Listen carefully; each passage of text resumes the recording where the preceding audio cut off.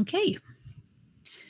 Good evening and welcome to the regular public meeting of the Halton District School Board. It is Wednesday, October the 20th, 2021. As per all of our board meetings, this meeting is being video and voice recorded and will be posted on the HDSB website as well as on our YouTube channel.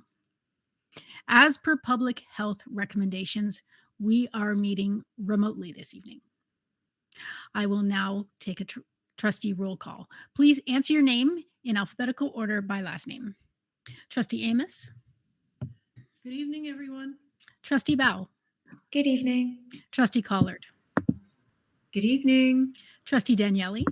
Thank you, I'm here. Vice Chair Al Harrison. Hello.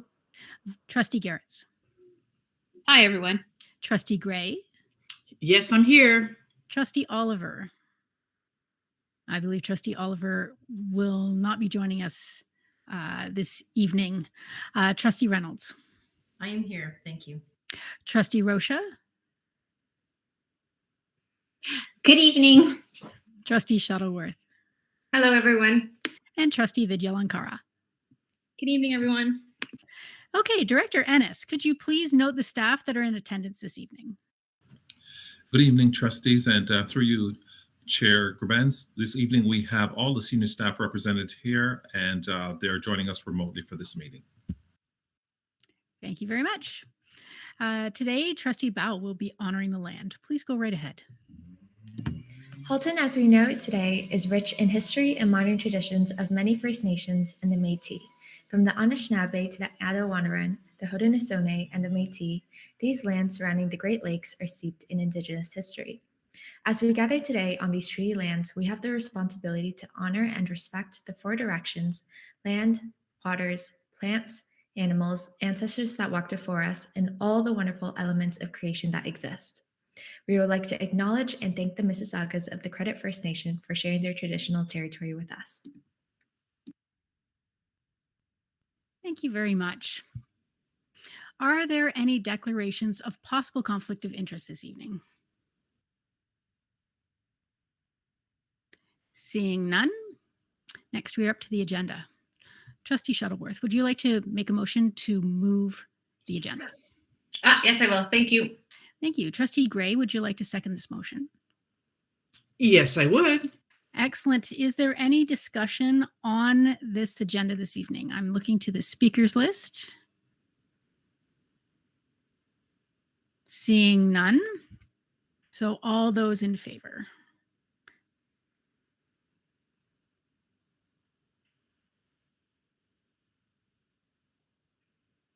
That carries unanimously. Thank you very much. We do not have any Inspire Board presentations this evening, but please do continue to nominate individuals or groups who support our students and their achievements. Nomination information is available on the hdsb.ca website.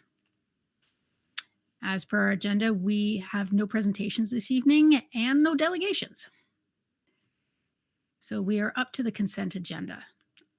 Trustee Daniele, would you like to make a motion to deal with the consent agenda this evening? Thank you. Yes, I would. Excellent. Trustee Reynolds, would you like to second? Yes, thank you. I will second. Great. I will put the motion on the floor. Be it resolved that the Halton District School Board approve the consent agenda action items and receive the information items for October the 20th, 2021.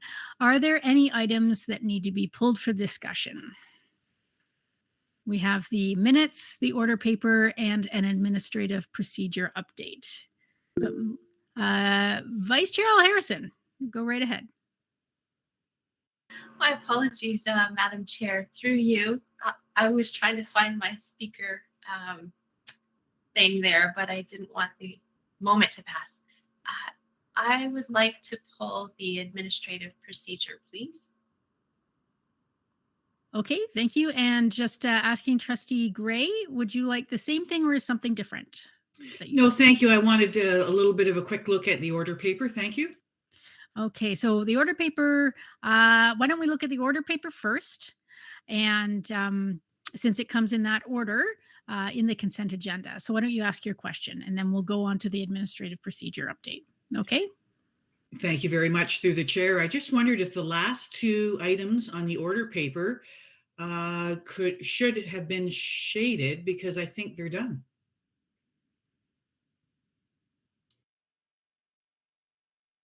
Okay, so you're referring to the letter about the semester. Yes, we sent our letter. We sent both of those letters. So Manager Gortmaker, you have your hand up. Go right ahead. If I may, Madam Chair, those two will be taken off next week, shaded and taken off.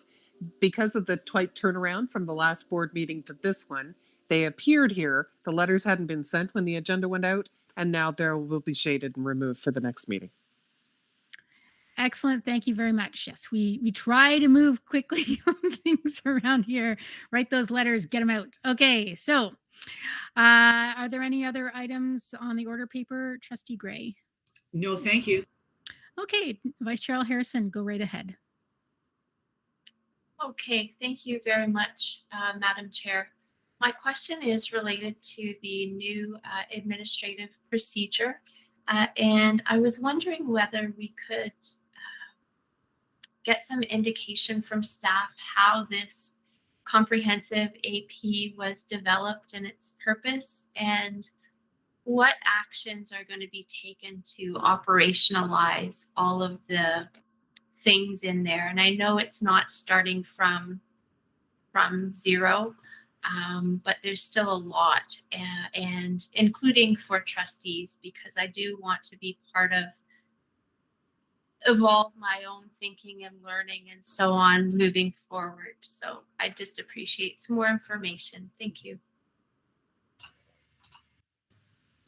Thank you through the chair. I'm going to ask Superintendent in charge of Equity and Inclusion, Rob Etoff, to expound on this for you. Thanks very much. Through the chair to Trustee or Vice Chair L. Harrison and all other trustees. It's maybe just to start with is to give just a very quick snapshot, starting to dig in, of course, to our student census data. And whenever we're developing new admin procedures, of course, we want to keep our students centered in that process and ensure that we are best meeting their needs. Well, through the student census, and again, excuse me, we are still massaging some of that data. So it's not quite ready to share, but I think, for example, just to give you some context, with grade 7 through 12 as part of their student census, they completed questions related to gender identity and sexual orientation. And of students who identified as a boy, girl, or man, woman, the categories of non-binary, questioning, gender fluid were endorsed most frequently by a number of students. And in terms of sexual orientation, it's probably somewhere in the area of around 15% of our students who've identified with a non-heterosexual orientation. So, and those who are in our schools doing the work know that this whole piece around supporting gender diversity begins at a very early age. There'd be very few schools in our system that are do not have at least a couple of students that they're supporting, often as young as kindergarten to grade 1 and grade 2. So it's certainly a very critical area of support for the system. And for a number of years now, we have had guidelines in place, and they've certainly continued to evolve and be updated over time, based on the strategies that have been employed to support gender diversity in our schools. The most recent review occurred approximately a year ago this time, which involved certainly staff across the system within a variety of our departments at the board level, and certainly was also done in partnership with a number of critical partners with the board, such as the Positive Space Network, EGAL, and a number of other associations. And also certainly informed by student experience and opportunities that we've had in recent years in order to engage with them. And I know some of you've been to some of those occasions, such as our GSA conferences that we've held in prior years in support of elementary and secondary students. So certainly, given the growing need to ensure effective and consistency in our approach in supporting this critical group of students in our system, the plan evolved from one of simply updating our prior guidelines to formalizing our processes through, in a very formal way, in, of course, this new administrative procedure. I guess just in terms of speaking of the launch, we certainly have a very fulsome launch plan that has been developed, which looks at a variety of different stakeholders across the system. I think of our equity leads that we have at each and every one of our schools, and certainly we'll be walking them through this new document, administrator sessions, public sessions. So certainly we can share as much more information in that regard in the coming weeks, but we do have a fulsome plan that has been established along with timelines in order to ensure that this administrative procedure is the awareness of it and is built across the system. Do you have a follow-up at all? Thank you. Just to say thank you. And also, if my colleagues are thinking the same, it would be really great to be kind of included in some learning opportunities as they arise. Yeah, absolutely. We will, as we've done in the past, mostly pre-COVID, but certainly as we've done in the past, we will certainly keep trustees apprised. And if they would like a specific and separate training, we can certainly coordinate that as well through the wish of the board. Okay, and I actually have a question myself, and that is, was this AP created in consultation with members of the 2S LGBTQ plus communities, specifically with community members and or students that who are not cisgender? Yes, absolutely. And you know, I think a critical point that I forgot to mention previously is the ever evolving nature of this work. And I'm sure many of you, when you leafed through the AP, I'm sure there was a lot of information there that, despite all being very knowledgeable on the board, that is new. You know, such as this a trans asterisks, and instead of using transgender.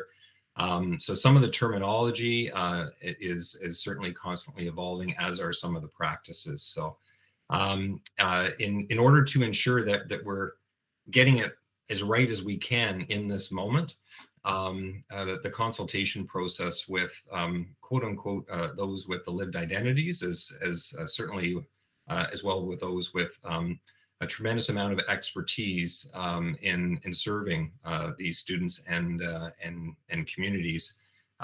They were critical in the development. So I know I mentioned a few of them. Positive Space Network is of course our local entity through ROC. Challenge Accepted, EGAL. I'm forgetting the one of the other groups, OP Flag. So yeah, so there's certainly a number of organizations that we do work with on a regular basis and help support us, not only supporting students, but also supporting professional development opportunities and capacity building for staff and students.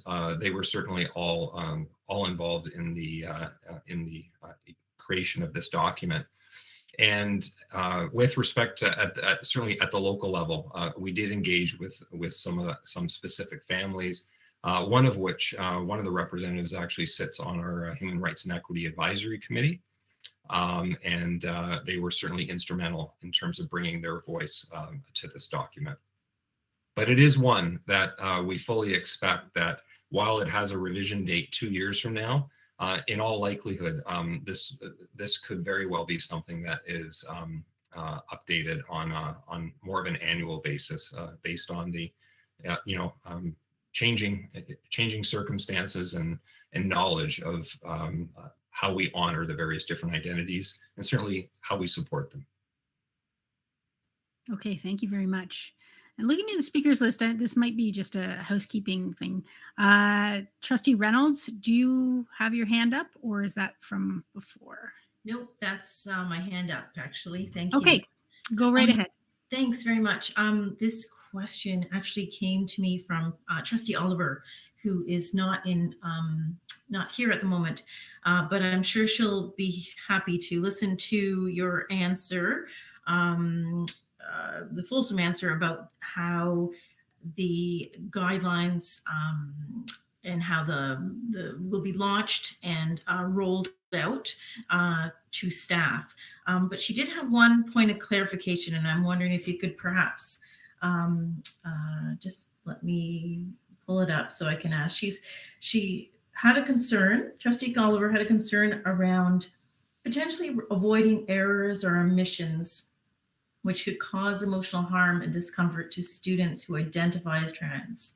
And so her question was regards to privacy and confidentiality, as well as student records.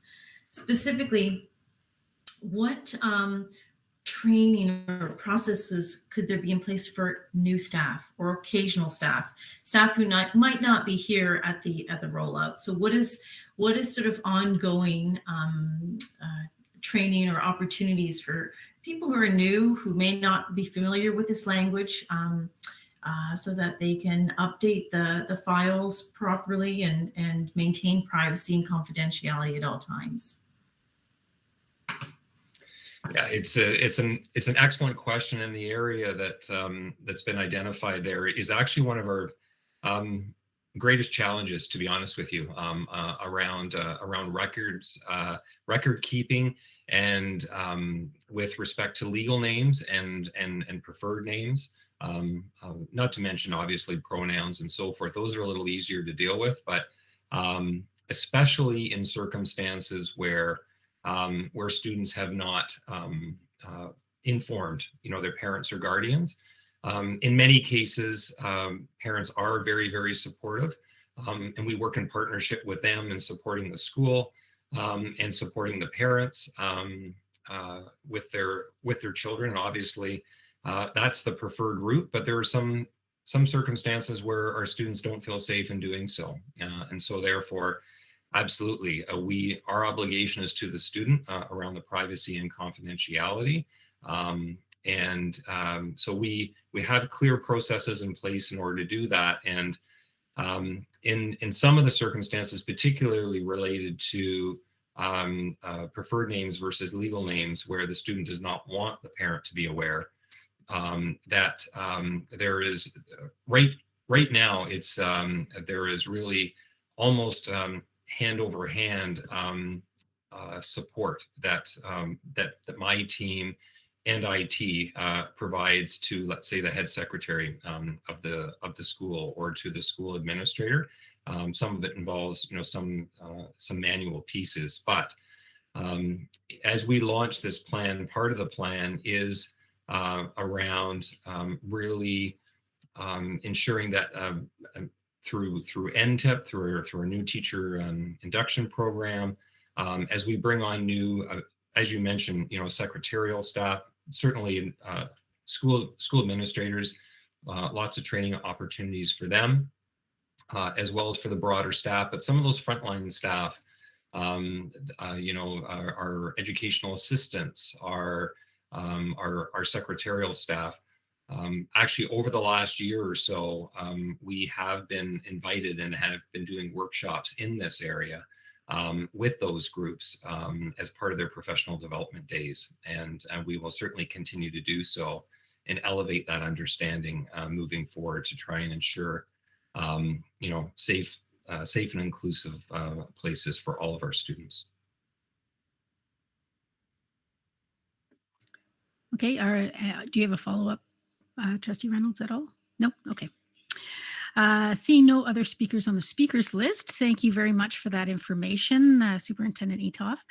And we will move forward with voting to approve the consent agenda action items and receive the information items for this evening. So all those in favor?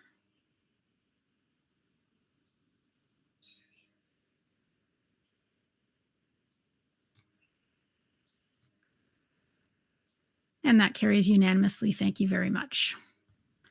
Okay, next we are up to approval of business transacted in private session. Vice Chair Al Harrison, do we have any business from private session that requires approval? Yes, we do. There are 2 items. Through you, Madam Chair, I'll read the first motion. The first one is, be it resolved that the Halton District School Board approve the resolution from the Halton District School Board meeting in private session October 20th, 2021, respecting property matters, report 21127. And I so move. Thank you very much. Trustee Gray. Oh, would you like to second this? Actually, Trustee Garretts, would you like to second this motion? Yes, I would. Thank you very much. Thank you. Is there any discussion at all looking to the speakers list? Seeing none, all those in favor?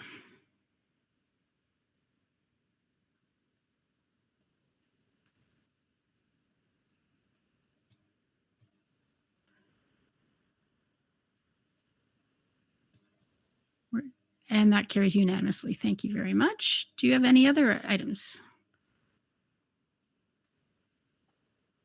Yes, I do. Through you, Madam Chair, there is a second motion for consideration. Be it resolved that the Halton District School Board of Trustees accept the Audit Committee's 2020-2021 annual report from private session October 20th, 2021, report 21131, and I so move. Thank you. Trustee Reynolds, would you like to second this motion? Yes, I do. Thank you. Excellent. Is there any discussion looking to the speakers list? Seeing none, all those in favor?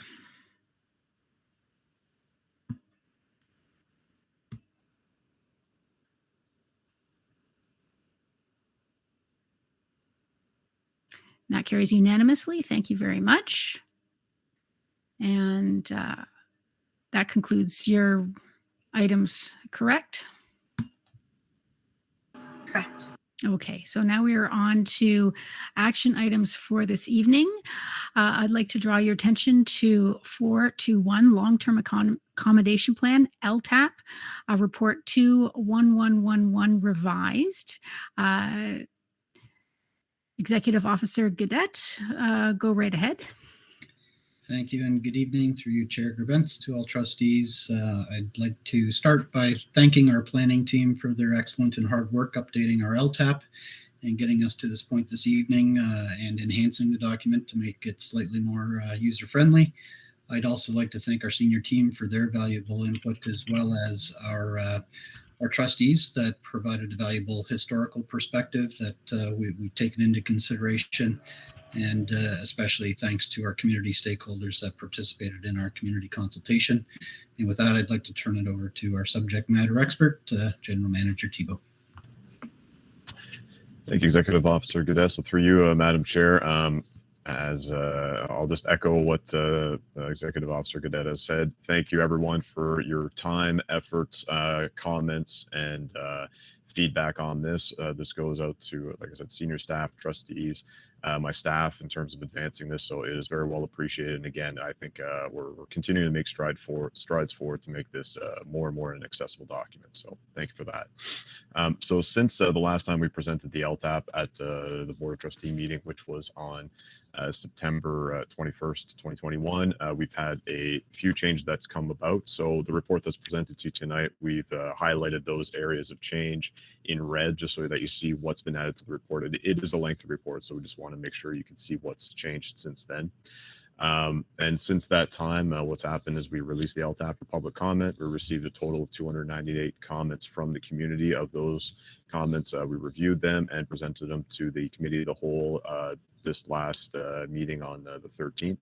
And now the results of those feedbacks and all the comments we've gathered since has been integrated within the LTAP document itself.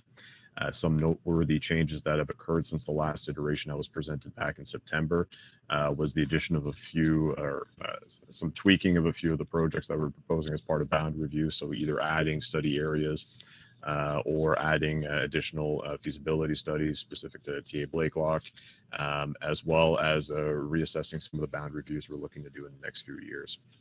And again, those are summarized within the contents of the board report before you tonight. So in terms of next steps, the 2020-2021 LTAP is before you for consideration and approval. If approved this evening, then we'll proceed with distributing copies to our partners as per the community planning and partnership guidelines, as well as distributing internal copies as well to those that want them both digitally and or printed. So if you haven't yet, let us know and we'll provide you with your preferred document. So with that, I would be happy to take any questions from the Board of Trustees with regards to the LTAP this year. Okay, so I'm going to put the motion on the table. Trustee Amos, would you like to move this motion? Yes, I would. Thank you very much. Excellent. Trustee Daniele, would you like to second? Thank you. Yes, I would.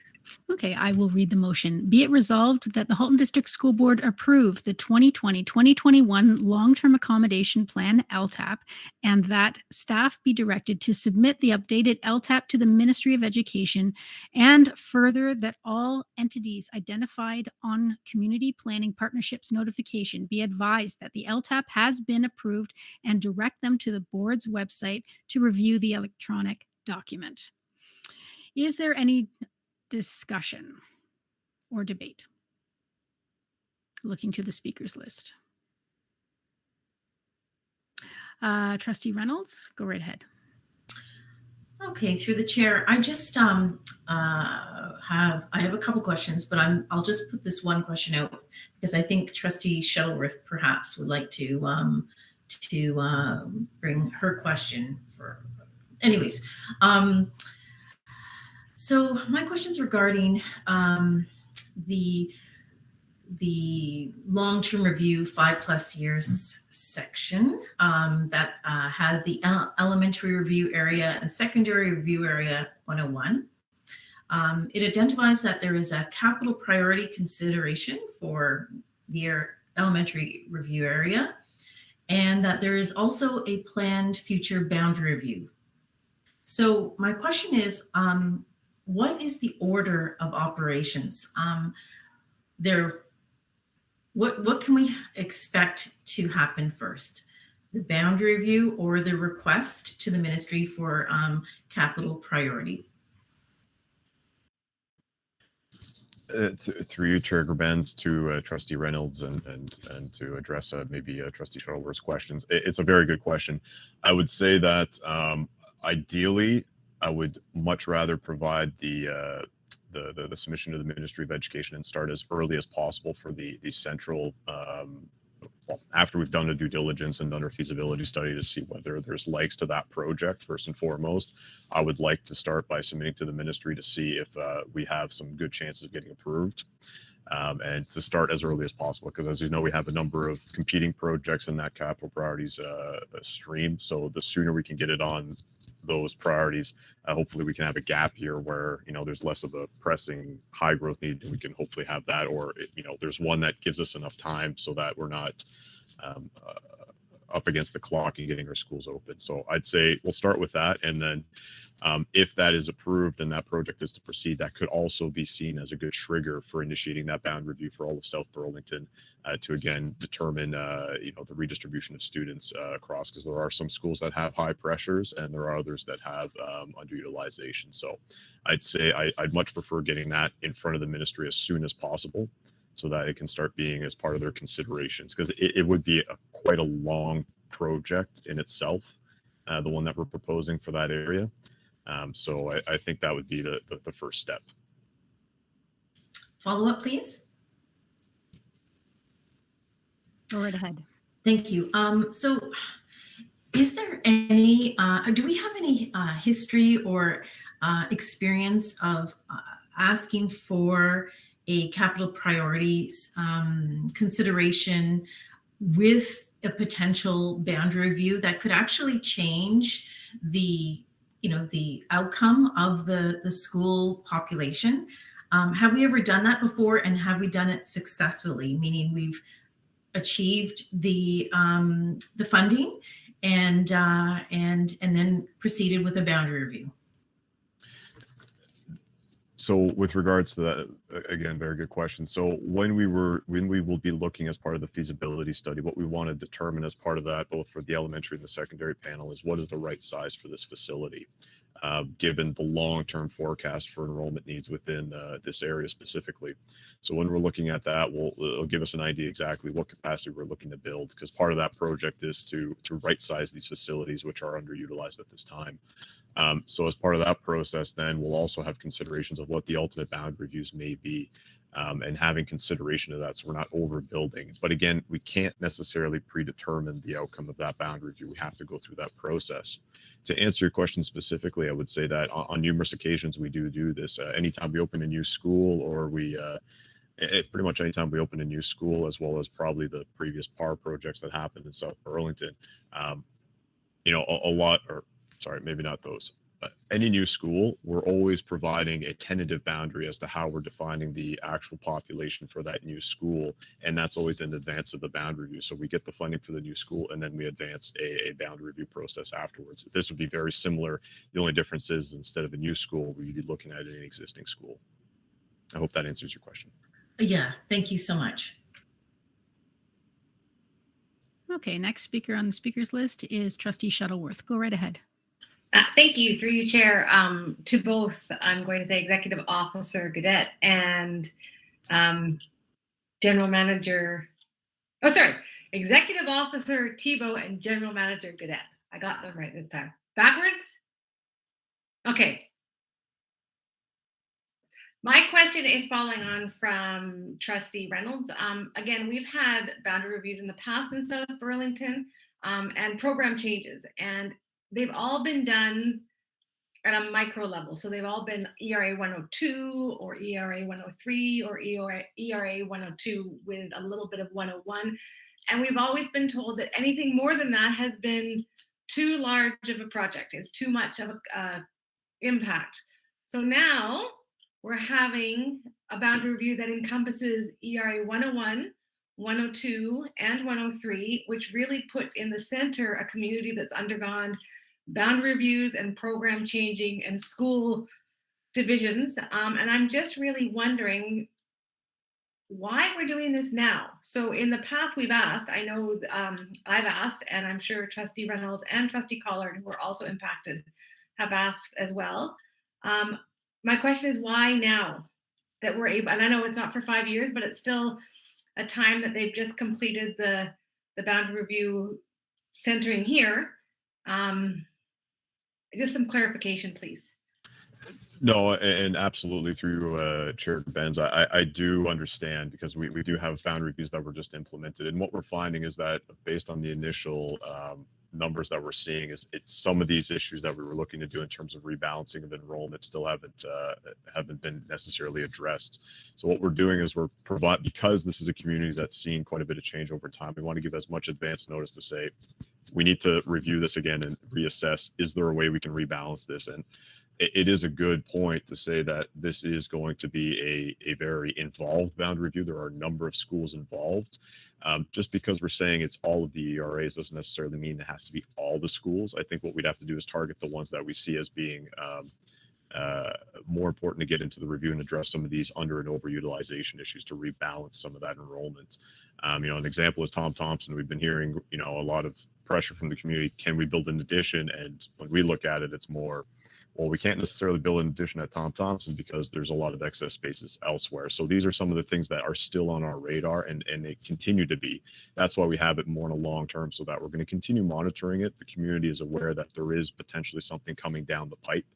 and that it hasn't left our area of focus, that we have a utilization issue that needs to be addressed in this specific area. When we get closer to and we start seeing the stabilization of some of these trends, then we'll have a better idea of the number of schools involved and seeing if we have who should be included in the study area. And what I would say in my personal experience, it may be different from the past and things change, is that when you have more schools, you have more options potentially to try to figure out some permutations and maybe fix some of these legacy issues or find new solutions that are maybe that may address some of the concerns we have. All right, I'll leave it there because I see Trustee Collard is next, and this is sort of a triforce. So I'll let her follow up. Thank you. Okay, Trustee Collard, go right ahead. Thank you. Also on the issue of ERAs 101, 102, and 103, I would just ask that this is 5 years out, right? We're looking in a crystal ball, but having it in the report will stir emotions in those areas. We have never had a South Burlington boundary review that wasn't fraught with emotion. People are always afraid of being removed from the school they're at and placed into a different school, or in the case of the PAR, losing an entire school. And these things always seem to impact South Burlington.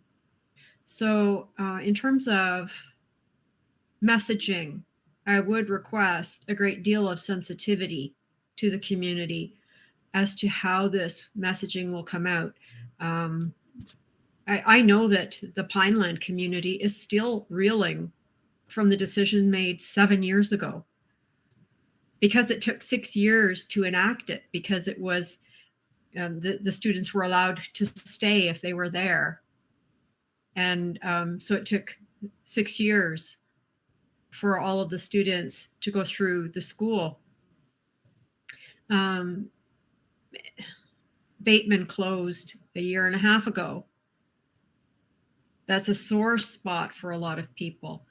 So if we're going to have to do something, and I'm never going to argue against doing what's right and logical for a community, but if we're going to have to do something of this scale, please be sensitive to the needs of the community and to what they have already been through, because for some of them, it has been a really tough time. Thanks.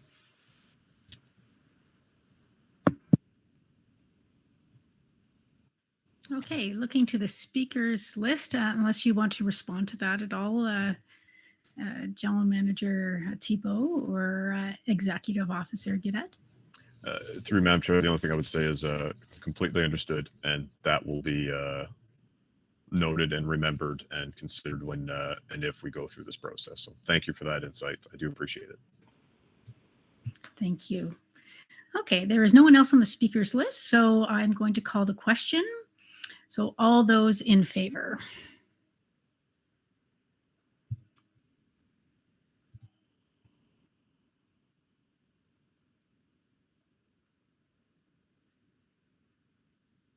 Just one more.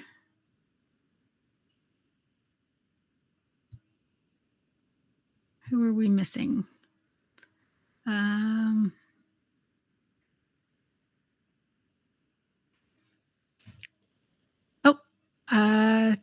That carries unanimously. Thank you very much. Vandy, I do believe you. I'm very sorry. I did. I'm sorry. You voted twice. You're all good. I'm sorry.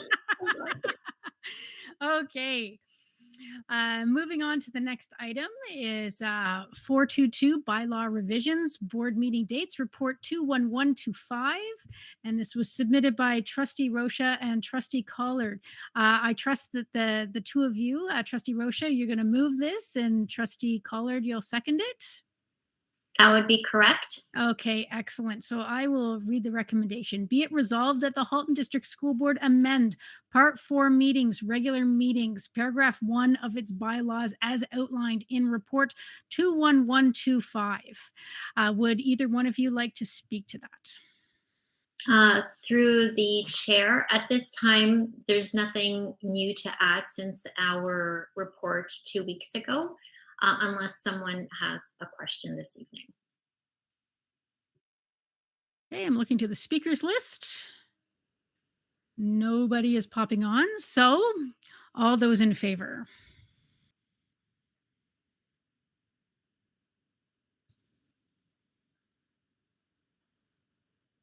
And that carries unanimously. Thank you very much.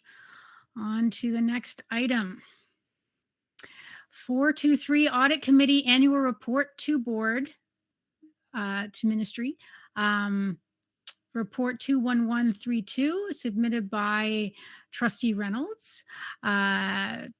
Trustee Reynolds, as this report is coming from you and you were the last audit chair to which this report, the time to which this report refers, I'm assuming that you will be moving this. Yes, thank you. And Trustee Collard, would you like to second? Yes, thank you. Thank you. So I will read the motion. Be it resolved that the Halton District School Board of Trustees accept the 2020-2021 annual report to the Board of Trustees and the 2020-2021 annual report to the ministry. Looking to the speakers list for any debate.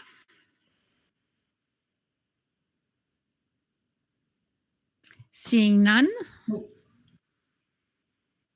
Oh, would you like to? I'm so sorry, Trustee Reynolds. Would you like to speak to this? Oh, thank you so much. And I'm sorry, my internet is very wonky, so that's why I'm trying to conserve the audits. The auditory, so I can hear clearly. So bear with me as I have my camera off. So thank you. It's my pleasure to table the annual report to the Board of Trustees as required by Regulation 361 1 and report to the Ministry of Education, which, as you see in the report, details 5 internal audits that we've completed for the 2020-21 fiscal year. This report is an attestation that the Audit Committee has performed its duties as set out by the Ed Act. And as a reminder, the Audit Committee has 6 main areas of oversight on financial reporting, internal controls, internal audit, external audit, risk management, compliance matters, and thanks to our committee for their hard work. Trustee Collard, Trustee Gray, and the community reps Dan McCarroll and Sana Malik. A lot of work was covered in the last year. Administrative work, we are really pleased to have reviewed the fraud management and prevention policies. I know the audit committee was really grateful to the staff, and I should list them here as well because they made our work really easy. Thank you, Superintendent Nagoy, Carrie Salemi, Heather Camastro, Jackie Sweetman, Catherine Samron, and Alyssa Morrow. Really appreciate the strong support from our Director of Education. And I finally just would like to wish the best to the new audit chair, Trustee Collard, and I'm here to help in any way possible. And certainly if there's any comments or questions, I know that Trustee Collard would be also on hand to answer. Thank you. Okay. Are there any questions or comments from any of the trustees?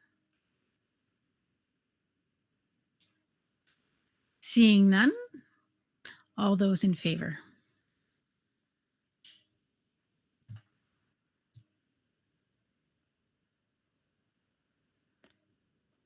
That carries unanimously. Thank you very much. Okay. We are on to communications to the board and my favorite part of the evening, the student trustee report.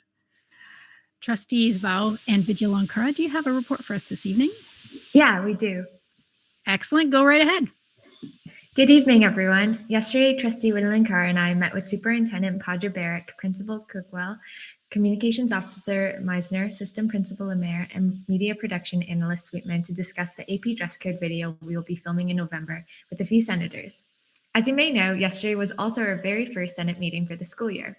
Last night, we were joined by Director Ennis, Associate Director Bogue, Trustee Oliver, Trustee Reynolds, Ms. Patello, Mr. Henderson, IPL Aaron Walsh, IPL Karamajit Singha Bosland, and System Principal Shalita Walker.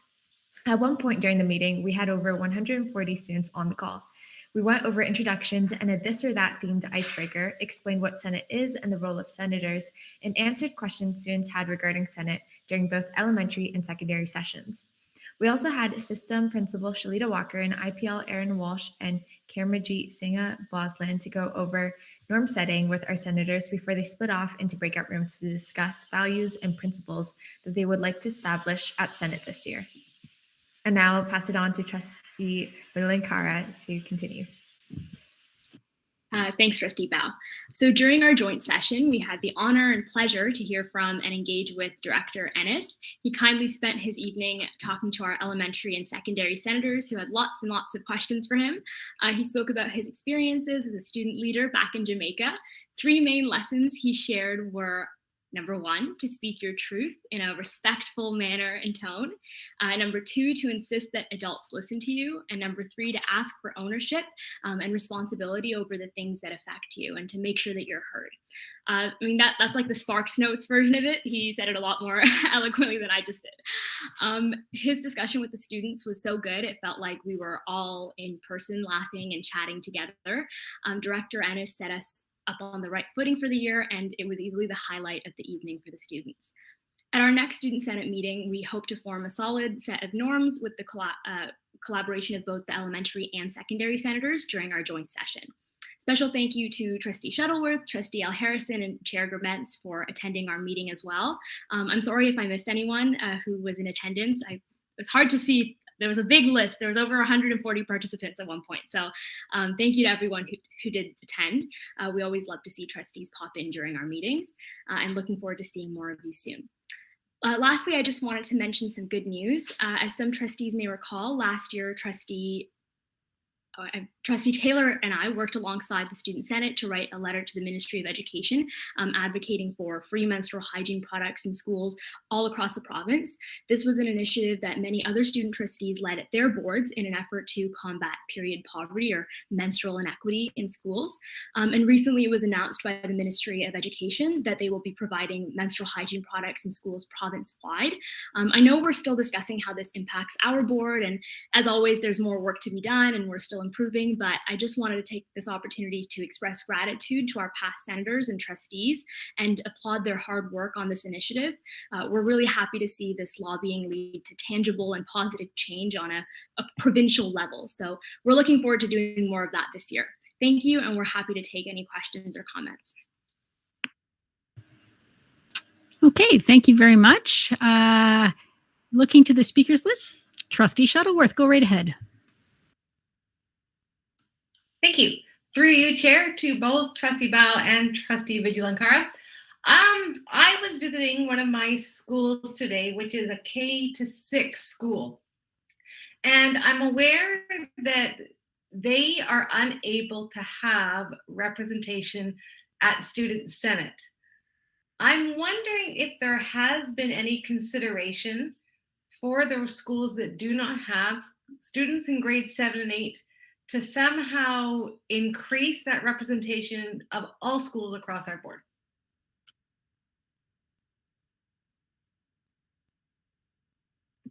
Okay, I'll take that question, and then I'll, if Trustee Bao has anything to add, she'll jump in.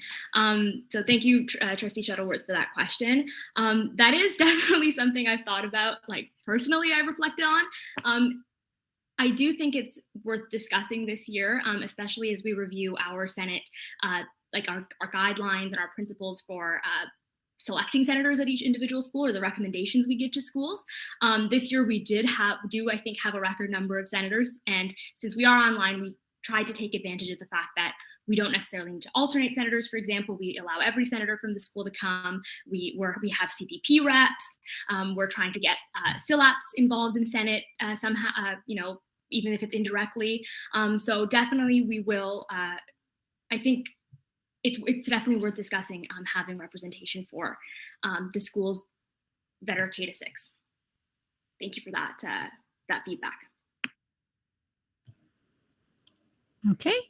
Seeing no other speakers on the speakers list, I wanted to just say that I thought that last night's meeting was amazing. I have no idea how you go through all that chat as it's going on, and all the questions and everything. Everybody is so wonderful in expressing themselves, and but it is an awful lot. You need almost a single person just trying to manage that chat. So yeah, oh, that's a lot of work, but a lot of fun work. It seemed very fun. So and I learned a lot about Director Ennis too, being in that meeting. So thank you very much for your wonderful report, and looking forward to future Senate meetings, and good luck with your video. Okay, so we are going to move on to action items for November the 3rd. So the first one up is 451, 2021-22 LTAP School Boundary Reviews, Report 21126, submitted by Executive Officer Gaudette. Go right ahead. Yes, thank you. And I think through the chair there, I'll just turn it over to General Manager Thibault to speak to this item. Through your chair, Gerbens. So tonight we present to you the first iteration of the boundary review report linked to the LTAP. So this will bring it forward for the first time and final approval back in November 3rd. As part of this year's stream of boundary reviews, we have 3 proposed, 2 of which are, I'll get into a little bit more detail, but with regards to realignment of boundaries between English and FI, both in Milton, Oakville, and Burlington. And the third one is a directive from trustees to instruct staff to come back in the event that we are funded for a capital priorities project that would necessitate a boundary review. Some that come to mind would be our top priority being Oakville number 3, which would be nice to start that process if we are funded for that school, which is one of our top priorities, among others as well. So specifically to the 2 other boundary reviews we are proposing, the one in Burlington is looking at the Florence Mears English boundary, where right now the grade 2 students are currently being directed to their FI programs at Clarksdale and Charles R. Bowdoin, to 2 separate schools. So we're seeing if there's any opportunities to maybe align that so that the full cohort can go to 1 school. Comparatively, we have a similar situation, slightly different in between the town of Milton and North Oakville, where there's an area, the rural area, south of Lower Baseline and north of the 407 right now, where the English stream program is being directed to a Milton elementary school, whereas the FI and as well as the secondary English program is also going to a Milton school. So for this year, it's Sam Sherritt and Elsie McGill, and then next year it'll be Milton 11 and Elsie McGill. And then south of that, they're all being sent to Oakville FI school. So it'd be nice to see an opportunity whether we can align that so that at least English and FI students are going to the same community, which will provide some efficiencies and provide some benefits to that community as well. So those are the 2 boundary reviews that we're proposing for this year, and I'm happy to take any questions with regards to either or of them. Thank you very much. Looking to the speakers list, Trustee Shuttleworth, go right ahead. Okay, I'm going to get this right this time. 2, thank you through you, Chair, to General Manager Thibault, I think.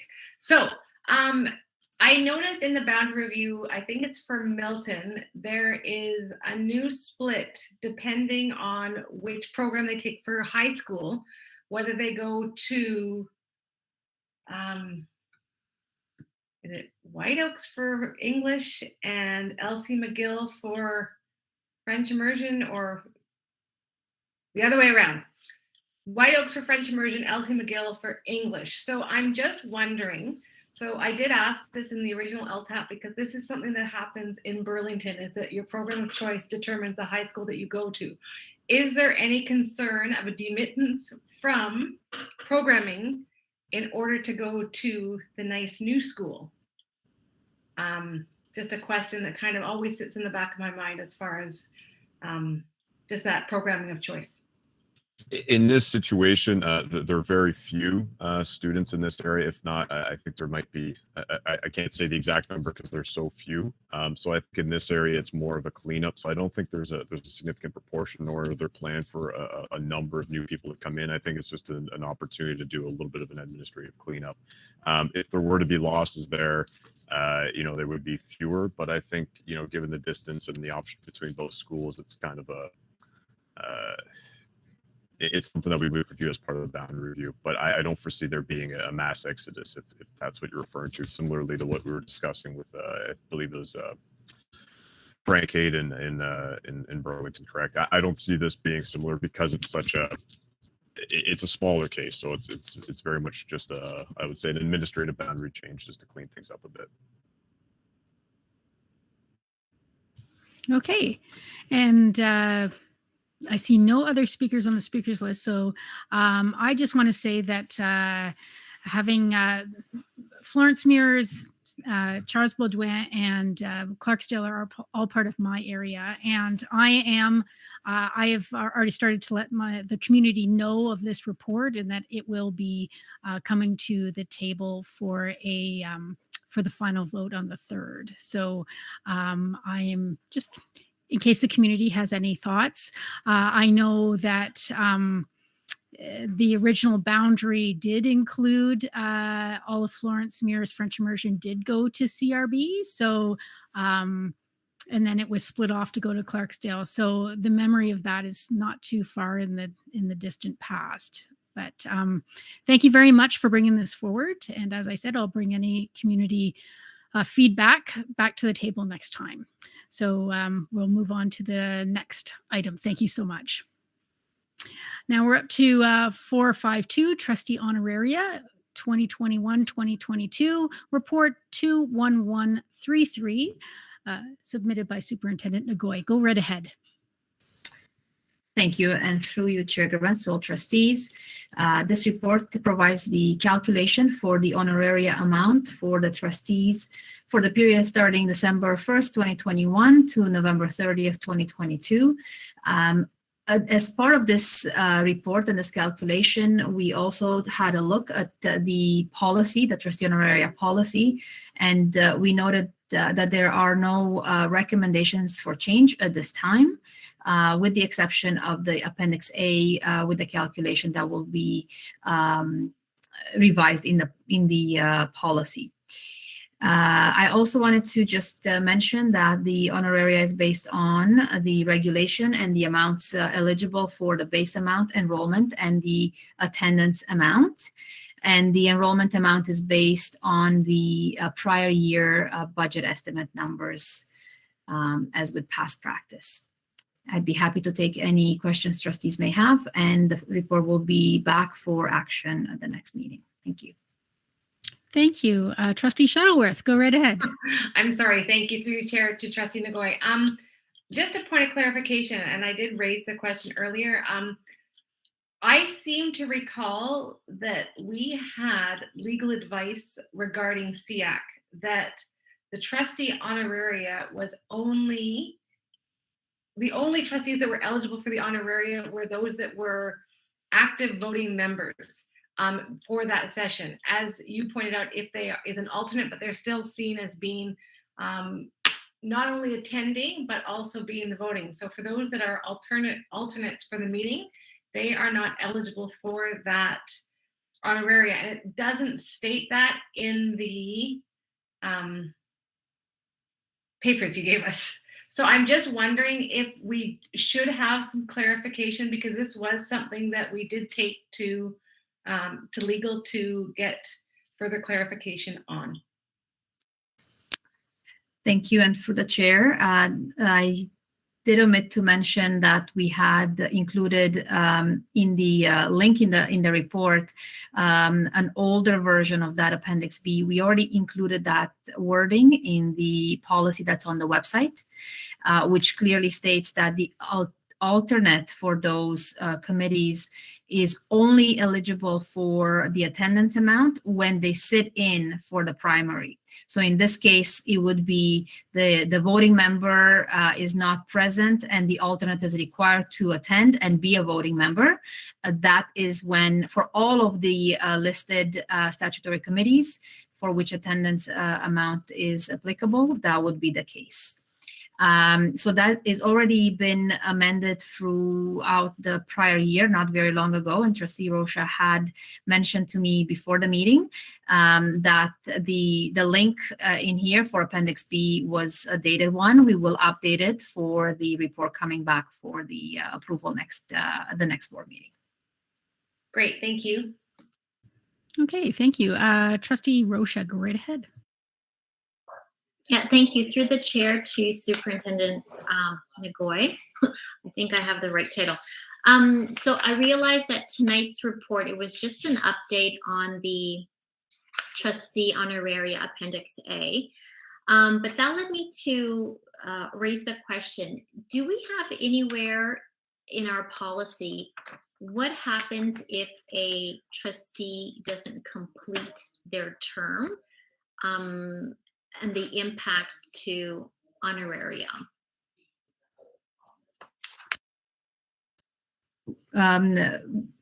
Through the chair, to Trustee Rocha, we don't have that in the policy. However, everything is prorated. So it's based on the term in office. Should there be a trustee that throughout the year would have to resign, it would be part of the year that the trustee had served that the honoraria would be applicable. So this is the annualized amount, and it would be prorated. Do you have a follow-up at all, Trustee Rocha? Yes, thank you. So the follow-up would be, so do we need to include that in our policy, or is it just a given that that's what would happen?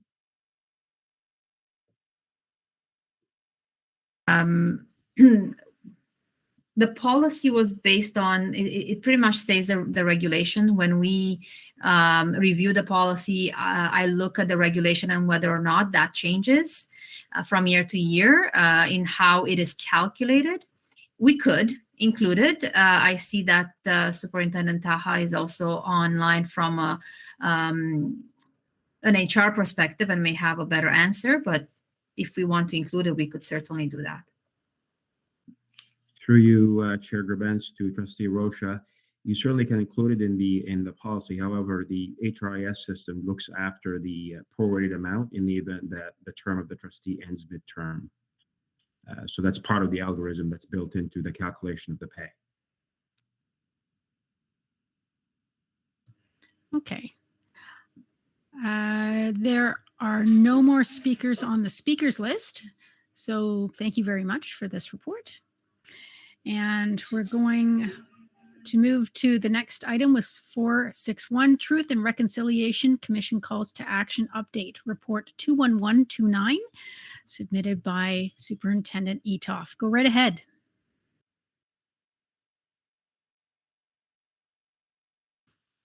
I'm sure Superintendent Etoff is coming on. There he is. Yeah. Sorry about that. Thanks very much. Yes, we have, I have the report before the board. We obviously had some questions at an earlier board meeting with respect to coming back and providing a bit of an update to the work. Some of that you would have seen in the recent report to the board with respect to the operational plan and the update of the broader work related to our multi-year strategic plan, and certainly within the area of Indigenous awareness and education. So I'm happy to take any questions that the board may have with respect to this report and the work therein. Thank you very much. I'm looking to the speakers list. And Trustee Shuttleworth, go right ahead. I was trying to give it time so somebody else could ask a question first. Thank you through your chair to Superintendent Etaw. So I'm really wondering about when you're looking at the grade 11 NBE program, what I'm wondering is how widespread it is, so across the board, and how students are able to access it. And again, sort of following on from that, how are we ensuring that students and families recognize the value that's added to that program? Thanks very much through the chair to Trustee Shuttleworth. Thanks for the question. The NBE course, that is the Indigenous Voices English course for grade 11. It's actually currently at Acton District High School, as well as Milton District High School. For a number of years, it has been the compulsory grade 11 English course. It is not an option. It is the grade 11 English course for all students in the school. So as you will remember from the way forward, our Human Rights and Equity Action and Accountability Plan, one of the initiatives was the full system rollout of the NBE program at all of our schools. So other than those two high schools, we have a number of other high schools that offer it as an option to students. But those who know anything about secondary school programming, one of the challenges with that is often the minimal number of students who demonstrate interest for this additional credit, right? As opposed to the standard grade 11 English credit. And so therefore often the numbers are very low. And I know, having supervised schools like Nelson High School, sometimes they'll only get 3 or 4 requests. So it's often those sections don't end up running. We know from our students themselves, individuals like student trustee Vindia Lankara, we've heard from our students that this is critical learning. They want access to this learning and to these resources. And I think that's one of the tremendous pieces related to the MBE program is it's the English curriculum, but it is all of the resources are based on Indigenous authors. And so it just exposes our students to a whole different perspective with respect to their learning and obviously Indigenous studies. So with respect to communication, obviously, as we begin to roll this out across the system, and next year we have a number of other schools that are coming on board, and it will be like that over the next couple of years. We have a central planning committee, the NBE Planning Committee. It's a multidisciplinary committee, obviously a heavy influence from our school programs department, working in partnership with them, related to the role of this initiative. Certainly a critical component of that is the professional development, as well as the resources that we have in place for staff, so that they're not so that they are essentially teaching this content in a good way and in the right way, and not from a colonial perspective, obviously. So we have some incentives for staff related to some of that training. There is an additional qualifications course that we have supported staff with in terms of covering all or part of that course in order to ensure that appropriate training is in place. But as with most things, I think you've hit on a critical component there, Trustee Shuttleworth, which is how do we ensure that our broader community and our parents understand the rationale for this decision as a board, and understand the reason why we are moving forward, and really what are the benefits that our students are getting out of it. And they may focus on what students may be possibly missing out, such as some of the quote unquote classics. And so we need to fill that fill that vacuum with really critical information. So part of the rollout of this initiative and bringing these new schools on board is using the experiences that we already have from a couple of our secondary schools and some of the challenges that they've had with their rollouts over the years, and using them to inform our communication. Most importantly, we know our students are going to be on board, but it's really bringing our parents and our broader communities on board. So that is absolutely going to be a critical aspect of the rollout, and we know ultimately the success of the rollout. Do you have a follow-up? I have a quick, well, I have kind of two, but one. So when you spoke just about Nelson in particular, that you only have 2 or 3 applicants for that. If they do apply and then the course is not available, are they able to access that course through one of the other high schools that you spoke of? Yeah, in the past, not necessarily.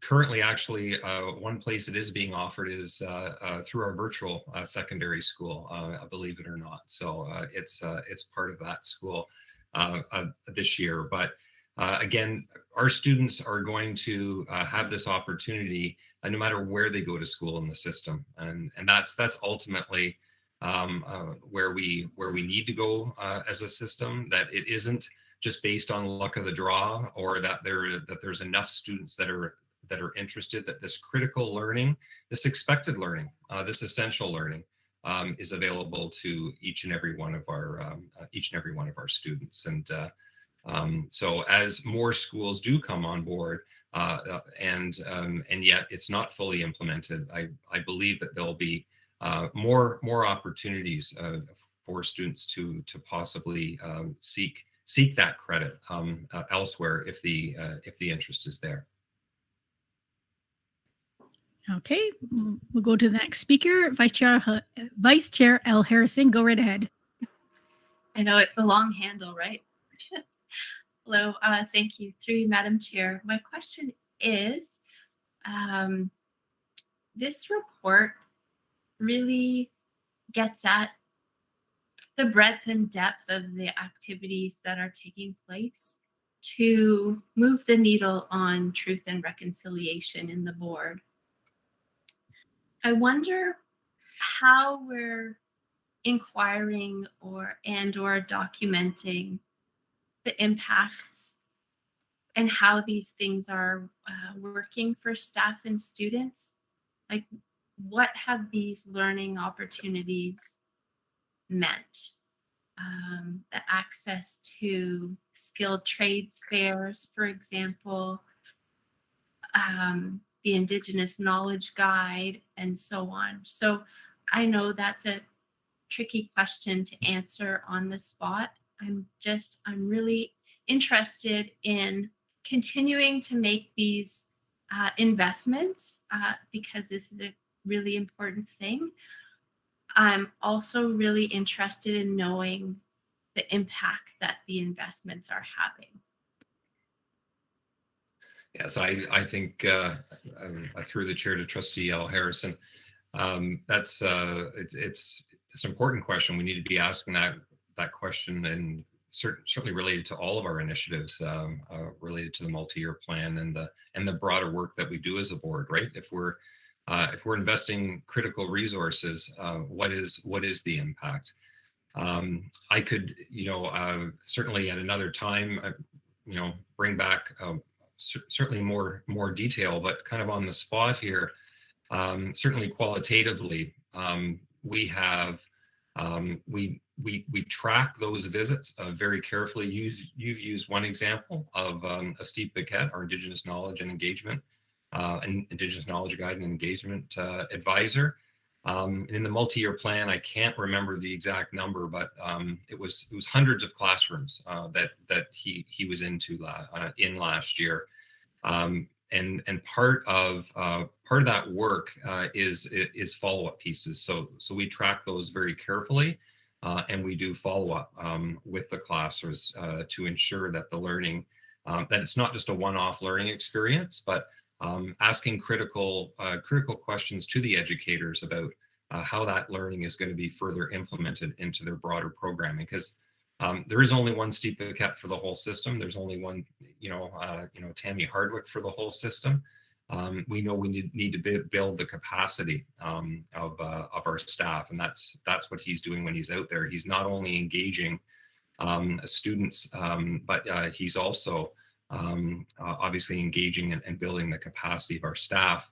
And interestingly enough, just another anecdote, myself and our human rights advisor, Dr. Jewel Amoa, and Scott Podjabarek were actually on with a family in a meeting just prior to private session today.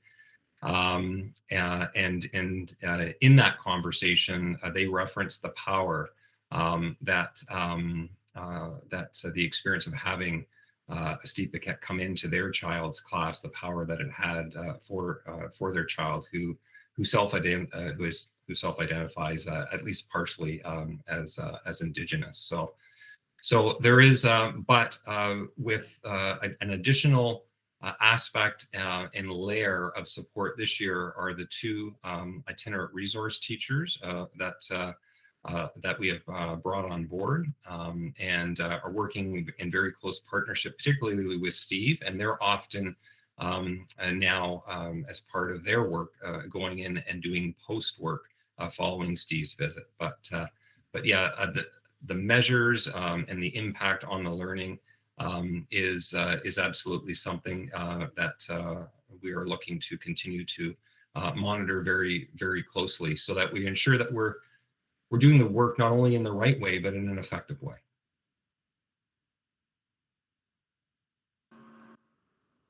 Yes, thank you. And may I just make a follow-up quick comment?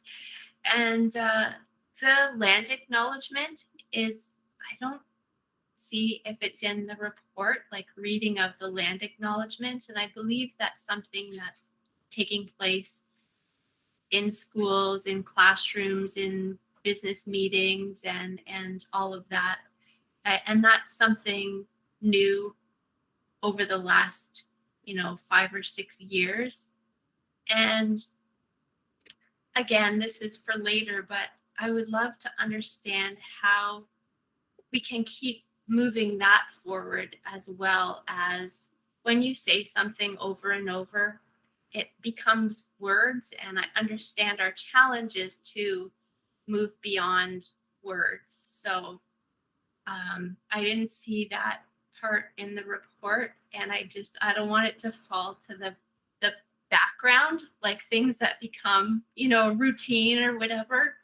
So at some point it would be great to learn more about moving that one forward too. Absolutely. And just an update on that piece, we our Indigenous Education and Advisory Committee, we're working with them currently to really look at, like many other aspects, at the land acknowledgement itself, how to create greater meaning so that they aren't just words.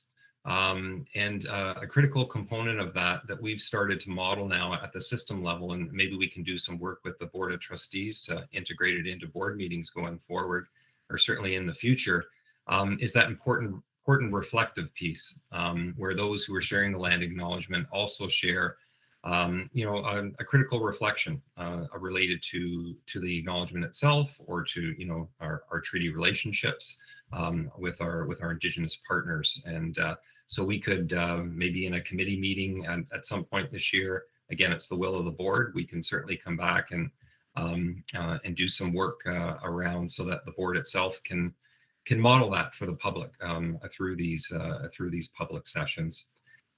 So yes, work of the land acknowledgement with Treaty Recognition Week coming up the first week in November. Again, there'll be a continued focus on the importance of the land acknowledgement and how that's operationalized in spaces in meaningful ways across the board. Okay. Next is Trustee Gray. Go right ahead. Thank you through the chair. I wondered if Superintendent Etoff could talk to us about the professional learning and training to build capacity. How is that happening with our occasional teachers? Through the chair to Trustee Gray. With COVID, we've seen obviously just an explosion of new opportunities in order to be able to engage staff through the virtual platforms. We've always been very cognizant of ensuring that not just our regular contract teachers, but those occasional staff and other staff, and certainly on the corporate side as well, have opportunities to engage in this learning. And we've certainly offered those over the year. But I think what's really accelerated that learning and those opportunities for that learning for groups like our occasional teachers has been these various different workshops that we have generated and that we have offered virtually. So there were certainly a number of them last year related to our CRRP initiatives, culturally responsive and relevant pedagogy, directed at our staff and certainly to our school administrators. And some of those had a particular Indigenous focus. And there were a number of other opportunities over the course of the last year that were not just for our regular teachers, so to speak, but also to our occasional staff. I think of last year during Treaties Recognition Week and the learning opportunity that Steve Paquette provided around providing some essential learning related to treaties and what they mean and our relationship with them. So hopefully that provides a little bit more guidance and in terms of when we are doing the planning, that we are keeping all these groups in mind in terms of how do we engage them, knowing that this is essential learning for all groups. And we also certainly recognize and are very cognizant of the fact that many of us in these positions didn't get that learning before. Our students are getting it in our classrooms and in our schools. We need to ensure our staff have those same opportunities. Do you have a follow-up at all? No. Okay. And just no one else is on the speakers list, so I'm just going to pop in and having a daughter heading into grade 11 next year, I really wish that the course was available at her school because I would definitely steer her in that direction. But I do take solace in the fact that my youngest is still only in grade 7 and there is time. At least for him to be able to get it. But I understand we want to make sure that our staff are appropriately trained. We don't want to throw something together and do more harm than good. Yeah, absolutely. So, and sorry, but yeah, the one piece I didn't mention before that's certainly always available to all of our students are the e-learning, is the e-learning option. So that's I know that's not for every kid, but it is there as you say, while we get the system ready to ensure that this is rolled out. The last thing we want to do is roll this out with staff who aren't properly trained and not going about it in the right way. Okay, thank you. And I was just thinking that when it's time that we have a sort of, if we're leaving it as a choice at all in grade 11, that we do market it, like seriously market it with testimonials, etc., from students who have taken the course. Because as you said, people have found it to be quite good. And I think some students would probably like to get away from the classics, and they just don't realize that what it is looking at, a course code. So thank you very much for this. There, as I said, there's no other speakers on the speakers list. And it's a great report. Thank you so much. Okay, we are moving on to notices of motion. Are there any notices of motion at all? And actually, Director Ennis, before we go to the director's report, I'm going to call a 5-minute recess. Okay, thank you. We'll be back in 5.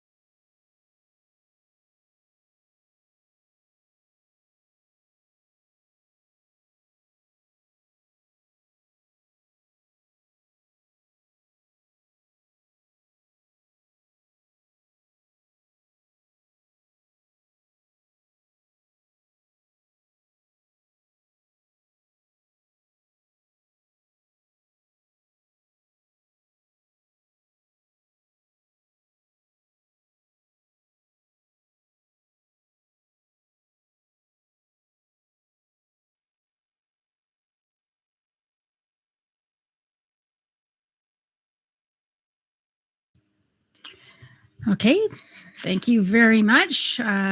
We are now up to the director's report. Director Ennis, go right ahead. Thank you, Chair Grants. Good evening, everyone. It's good to be with you again.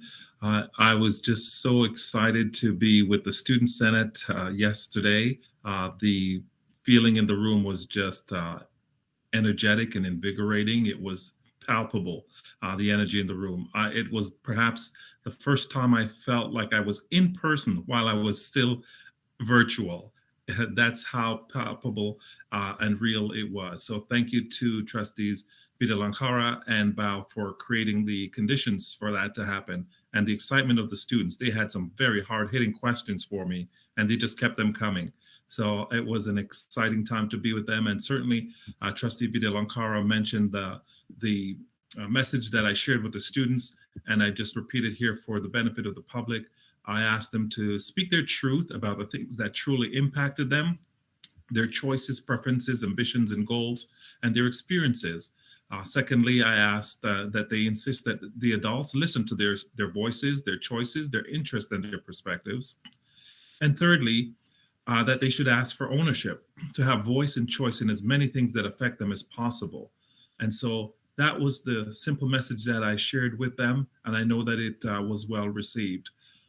As a senior staff, we continue to do learning on our 5 commitments of the multi-year strategic plan. Thank you, Bandy. It was fantastic. We continue to do learning on the multi-year strategic plan. Most recently, our learning was around mental health and well-being. That is a growing concern of ours in the board, and we continue to spotlight that. I mean, some of you may have seen trustees and to the public an invitation to join a speaker series on a number of mental health initiatives put on by our staff. And so I just want to encourage all of our families and community to take advantage of these series and to really pay close attention to the impacts of mental health on our students. And so we also do a lot of learning around equity and inclusion, Indigenous perspectives and awareness, and that's been our focus so far. But we continue to lead in a collaborative way. I continue to be impressed with the leadership of our board. We have great staff members who know how to invest in their staff and their schools, and how to really support them in a very tangible way. So I'm very grateful for this opportunity. I don't have much more in terms of a director's report, other than to ask our Superintendent of Human Resources, Taha, to come on at this time and to give an update on vaccination compliance and also mask protocols. Thank you, Director Ennis. Good evening through you, Chair Grabans, to the rest of the board. Quick update on our numbers, our vaccination numbers up to date as of this morning. I'm happy to say that the numbers continue to head in the right direction. Our response rates continue to go up. Our vaccination rates or percentages continue to also head in the right direction. And our unvaccinated rates continue to go down, to decrease. In terms of the actual numbers, the policy, this policy applies to 9,995 employees. To date, we have received 9,247 responses, 95% of which have affirmed that they are fully vaccinated, which is 8,785. 429 responses affirmed that they are not vaccinated, and that's a percentage of 4.6. In terms of the number of undisclosed attestations or affirmations, there are still 748 outstanding attestations. And as I've pointed out in the past, those who have not disclosed their vaccination status will be considered unvaccinated for the purpose of this policy and this directive from the Chief Medical Officer of Public Health, and are required to participate in rapid testing. In terms of compliance and monitoring of rapid testing, I've mentioned to our board on several occasions that we will continue to monitor and leverage a progressive response with respect to compliance. We continue to execute that, to implement that response. And those who are not in compliance with the various warnings and directions that we have provided will be assigned home on an unpaid leave in due time. And I'm happy to take any questions that you may have on this topic. Looking to the speakers list. I see no speakers on the speakers list. Thank you very much for that update. Oh, I have a question myself, and that is, I understand that it was mentioned a week or so ago that there will be that there may be a splitting out of some information further, or was that already done to the public? Thank you, Chair Gerbens. Through you to the rest of the trustees. Yes, the reporting requirements have been amended by the Ministry of Education. The breakout of numbers between permanent staff and occasional staffs have been reported to the ministry as of this Friday, October the 16th, and will be published on the board website no later than tomorrow. It will appear broken down by permanent staff and occasional staff, as well as third-party providers. So that data will be broken up tomorrow on our board website. Thank you very much. My hope is that there will be a good understanding that our staff has a very high vaccination rate, and that that will give more confidence in the system. Certainly, the numbers will reveal, and they will be posted tomorrow, that over 95%, close to 96% of our permanent staff are vaccinated. And the majority of the incompletes remain to be casual staff that we continue to follow up with. Thank you very much. Okay, so I guess we're on to the next topic there, mask. Through you, Chair Gerbens, to the rest of trustees. In terms of masking requirements, we continue to follow public health and Ministry of Education guidelines and advice and recommendations with respect to the provision of masks and the type of masks are required in a school setting. On the advice of public health, Halton Public Health, grade 2 medical masks to continue to be the masks are required and recommended to be worn in a school setting by staff.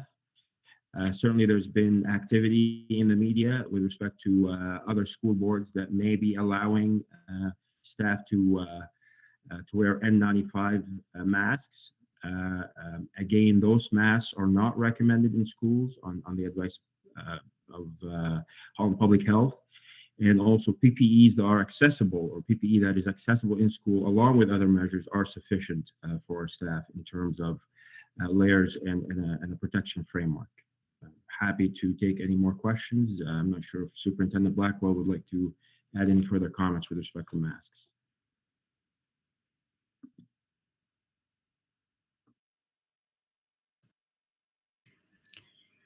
Superintendent Blackwell, did you? Through the chair to the chair. Nope, I think Superintendent Taha captured that. Thanks. Okay, well, I probably have a question for you kind of related to this anyways. And that is, what are our stats looking like with regards to outbreaks?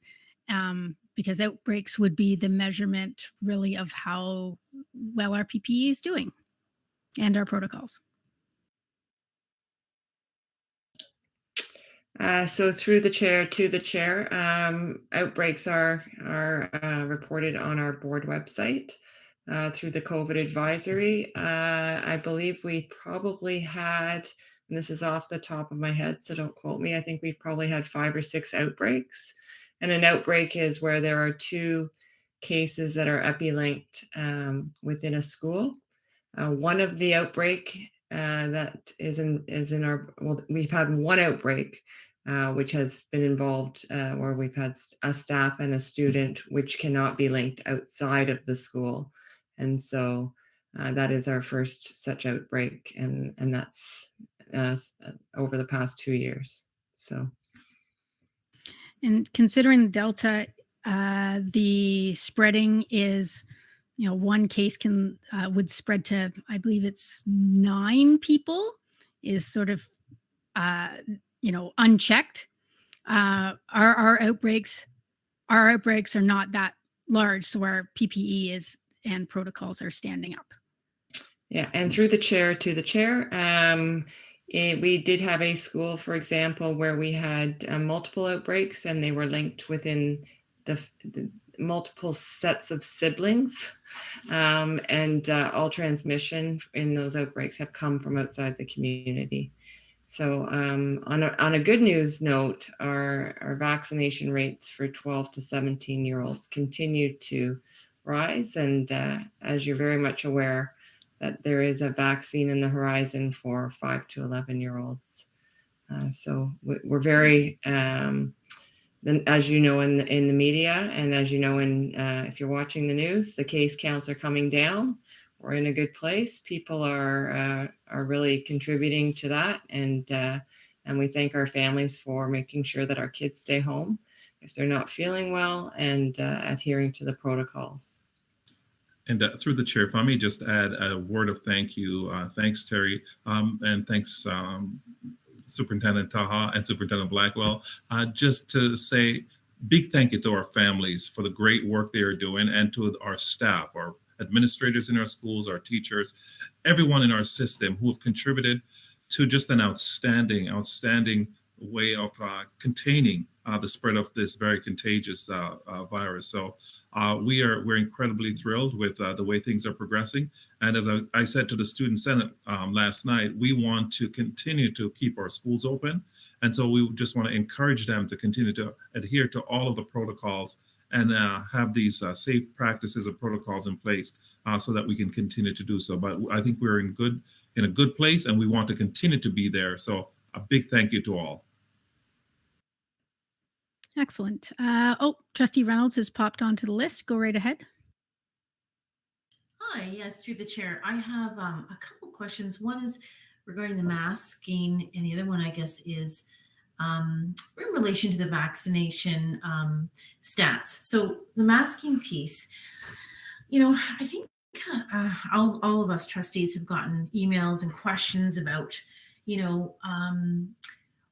why our board is, or about the N95 masks. And could you perhaps clarify for the public why we are, why the ministry, and therefore us, are resistant to increasing the, I want to say, health precautions of using an increased quality of masking. And I ask this because I get this asked a lot.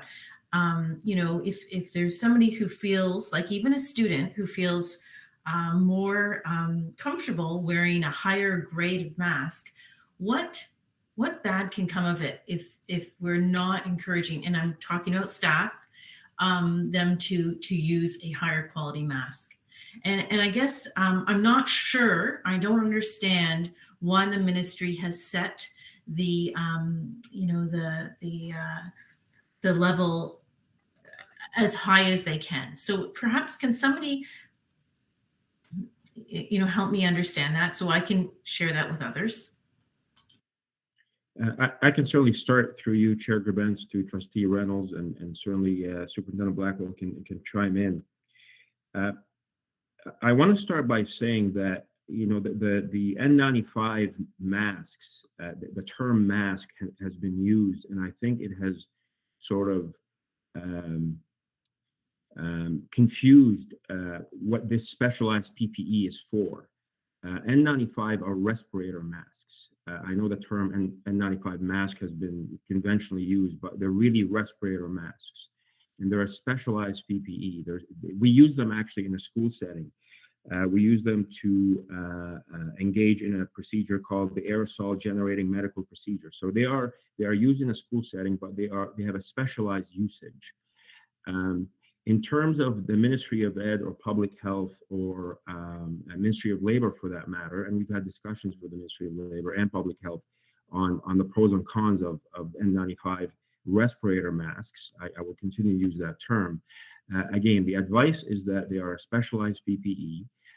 They are not to be used in a school board setting within the context of a multi-layered approach to mitigating the spread of COVID. So a mask along with gloves, gowns, face shields, social distancing, vaccination is one of one of many arsenals in our tool belt to mitigate COVID. So it's not really about one thing or the N95 mask. The other piece to this is that, and I can't comment on what other organizations are doing. When you're engaging the subject of PPE and the idea that staff can bring their own PPE, we are bound by legislation and regulation.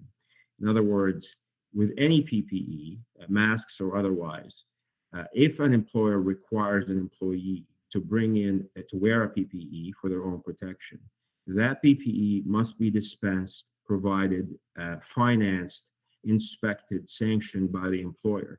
Otherwise, you don't satisfy the Occupational Health and Safety Act requirements, and a specific regulation under the Occupational Health and Safety Act talks about the specific standards that a mask, respirator mask, must meet. It can't be any unrated mask that someone can bring from Costco. It must be a NIOSH standard or a Health Canada approved standard. So that's part of the calculus, that the management of these PPE, of the PPE of an N95 respirator mask PPE is a bit more nuanced, a bit more advanced and complicated than your regular grade 2 mask. That's not to say the medical grade 2 mask is not the same quality. It's just a different purpose. So again, if an organization chooses to go that path, then they must calculate the expenses associated with that logistically and financially.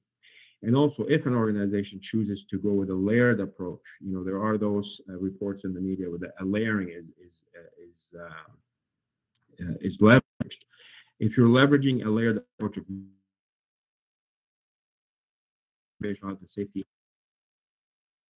mask underneath an employer-provided PPE, it must be above it. And so if you consider the layering of these masks and the idea of vocal projections, vocal cord injuries, and so on and so forth, so you run into these practical realities. So I think all of these things have been considered by the ministry, by public health. It's not a supply issue, but it could be a supply issue. If 500,000 public educators are wearing N95 masks, it could be a supply issue for other sectors. So all these factors come into play with.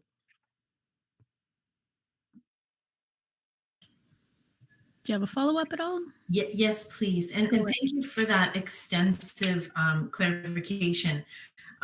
So just one more thing. I completely understand with respect to the impact to finance and the supply.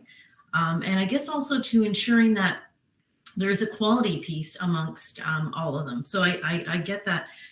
I just wonder if there is a consideration for a mental wellness piece. And that's what I've been hearing from individuals, that there's this fear that are we doing enough to keep staff safe? And what harm is there in allowing people to give them comfort? And so that's the answer. I cannot answer that. I think it's a fair question. Could you please tell me how that is factored in this decision?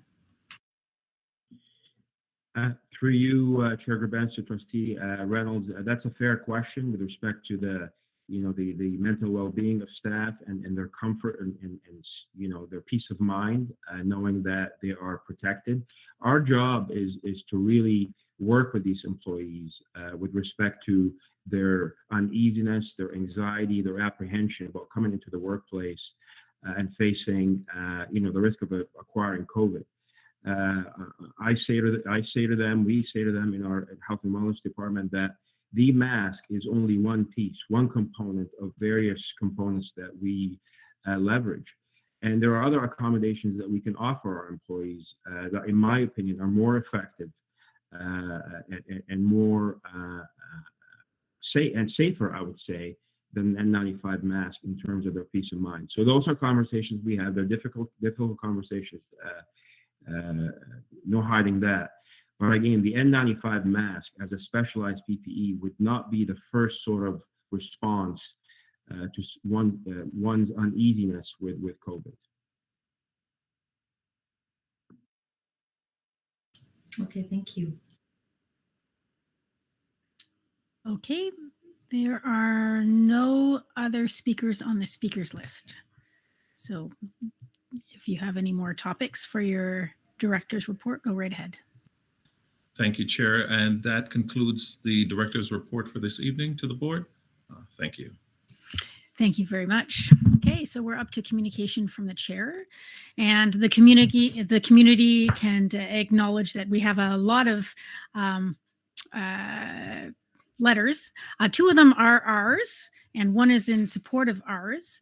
And the letters that are our letters, one is to the Chief Medical Officer of Health, again advocating for COVID-19 to be added as a designated disease to the Immunization of School Pupils Act. And the other one is a letter requesting that the decision around the return to a traditional semester model be at the local level.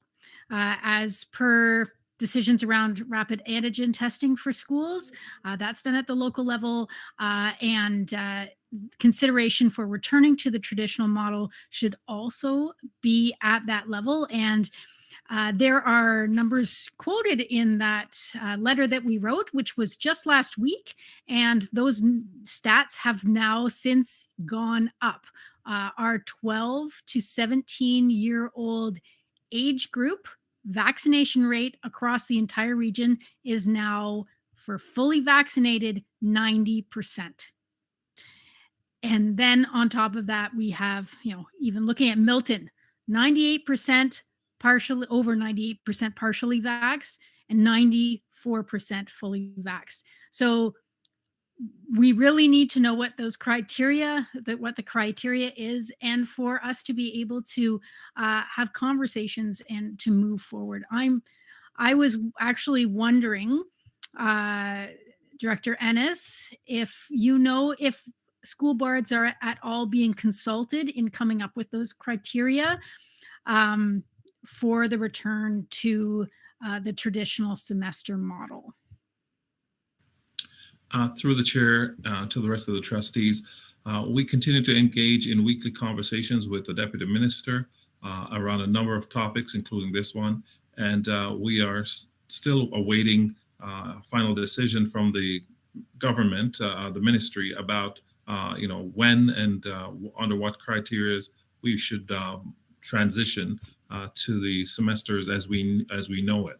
And so we are being hopeful, and I know that even today I spoke to a parent who asked me about it and asked whether or not we're going to be returning to the traditional semester model anytime soon. So I know there is a lot of angst in the community about the models that we've been offering so far, and wishing to return to the traditional model.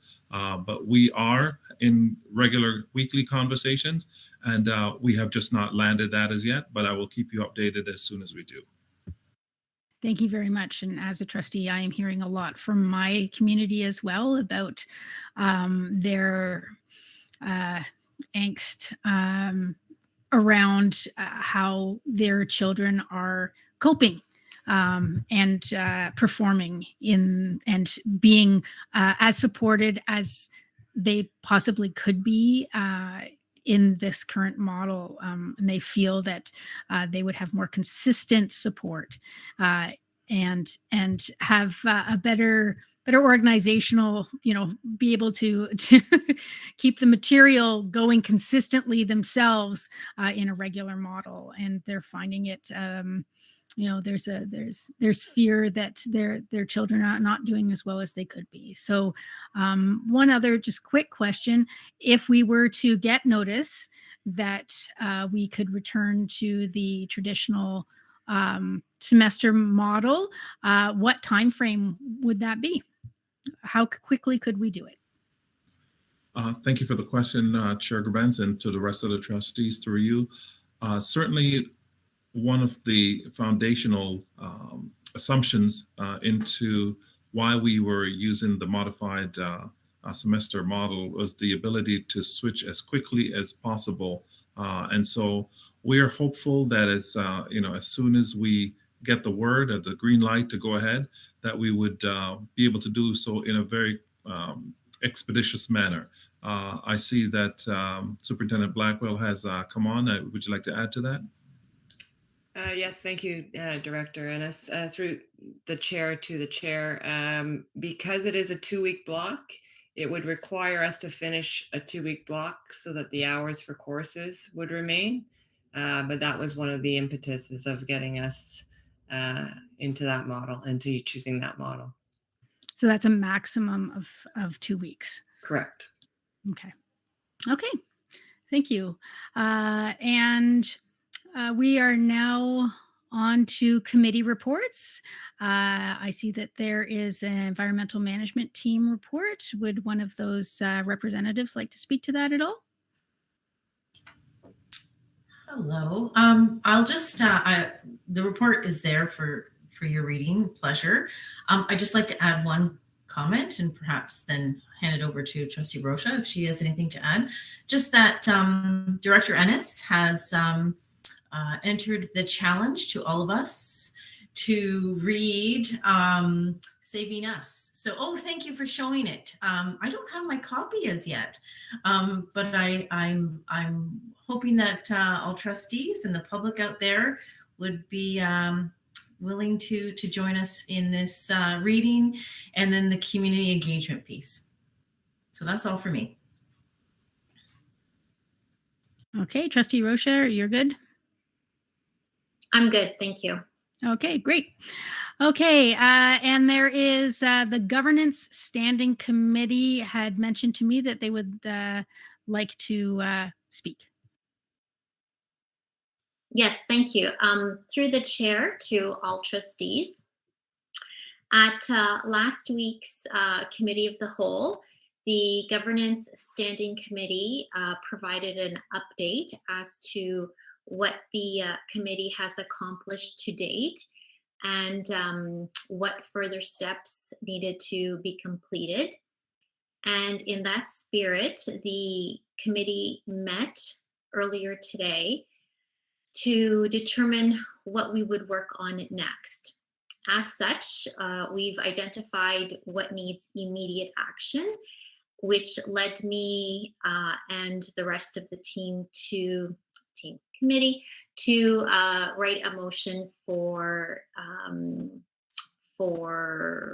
approval this evening. And really it's to look at 2 policies, 2 governance procedures. Our intention is to perhaps merge the 2 policies and the 2 procedures because there's a lot of duplication. The ones that we are referring to are the Operational Leadership Policy and the Director of Education Annual Performance Review Policy and their companion governance procedures. So with that, we would like to put a motion forward to create a subcommittee. And really, if the motion passes, if there would be any volunteers to make up that subcommittee. Okay, so you're putting the motion forward. Trustee Collard, are you seconding that motion? Yes, I figured. Okay. Okay, is there any discussion on this motion at all? I'm looking to the speakers list. Seeing no speakers on the speakers list, I'm calling the question. All those in favor of forming a subcommittee? Don't we need to do a suspension of the rules? We certainly can, yes. So are you making a motion to suspend the rules? I would be happy to do so.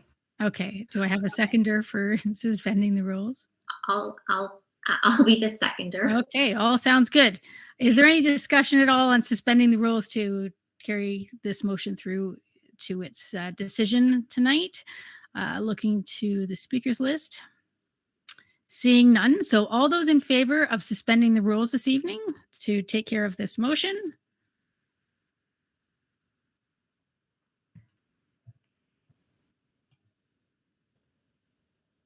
And that carries unanimously.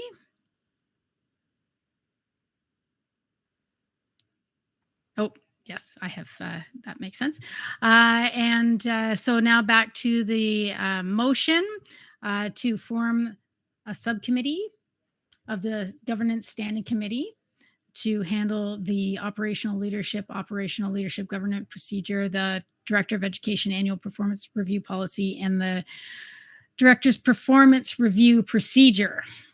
And the subcommittee will report, this was sent to me, the subcommittee will report to the Committee of the Whole December 2021. Okay, so any discussion on that motion?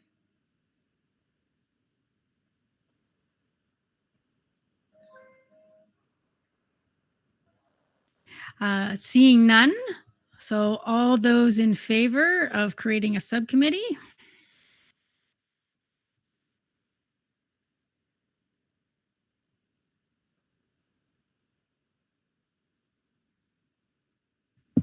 And that carries unanimously. So I guess now we need volunteers for the subcommittee. If you could put your name on the speakers list if you'd like to volunteer, or, oh, Vice Chair Al Harrison, are you putting your hand up to be on the subcommittee? Yes. Okay, thank you. And Trustee Shuttleworth? Yes. And I will be on this subcommittee as well. So that's 3. And Trustee Collard and Trustee Gray. You can only have 5. Only have 5. Okay. Yeah. So we have Vice Chair Harrison, Shuttleworth. I will stand down. Thank you. Okay. Collard.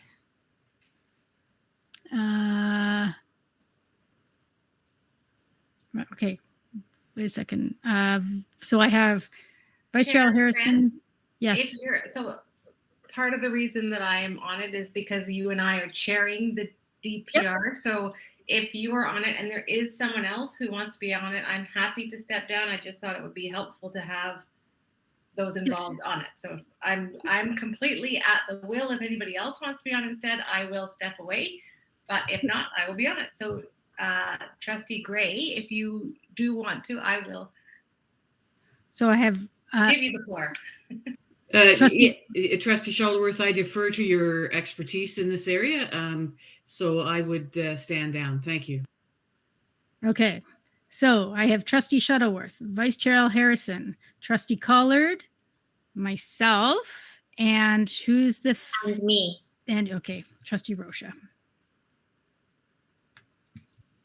Okay, we have a subcommittee. Who wants to chair it? Trustee Shuttleworth, go right ahead. Okay.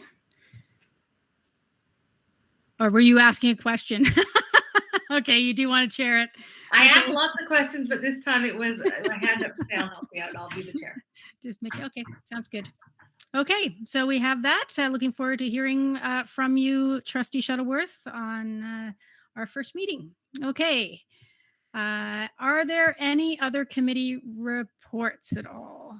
I have an addendum to the governance report. Okay, go ahead. Just that I have started compiling ideas about how to proceed in the case where we had no trustee wishing to be chair. And I discussed it with the committee at today's meeting. And so I will be submitting something for Committee of the Whole in November.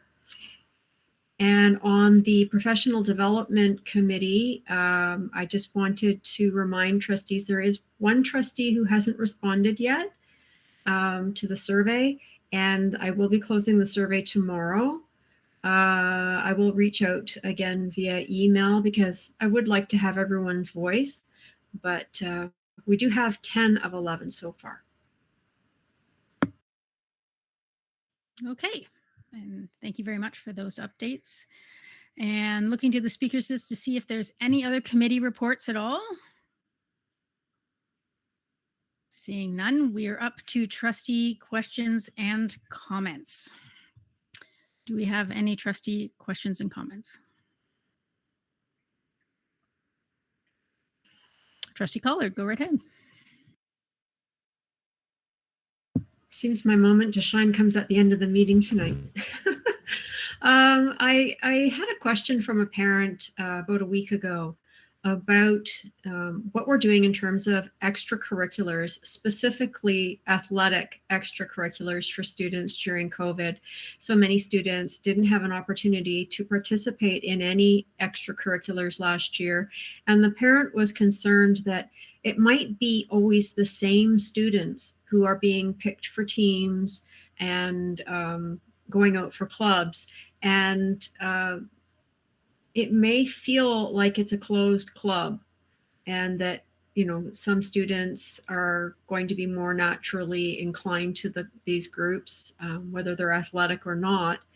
And wondering if there was some way through the system that we could encourage more opportunities for students to become engaged in school again.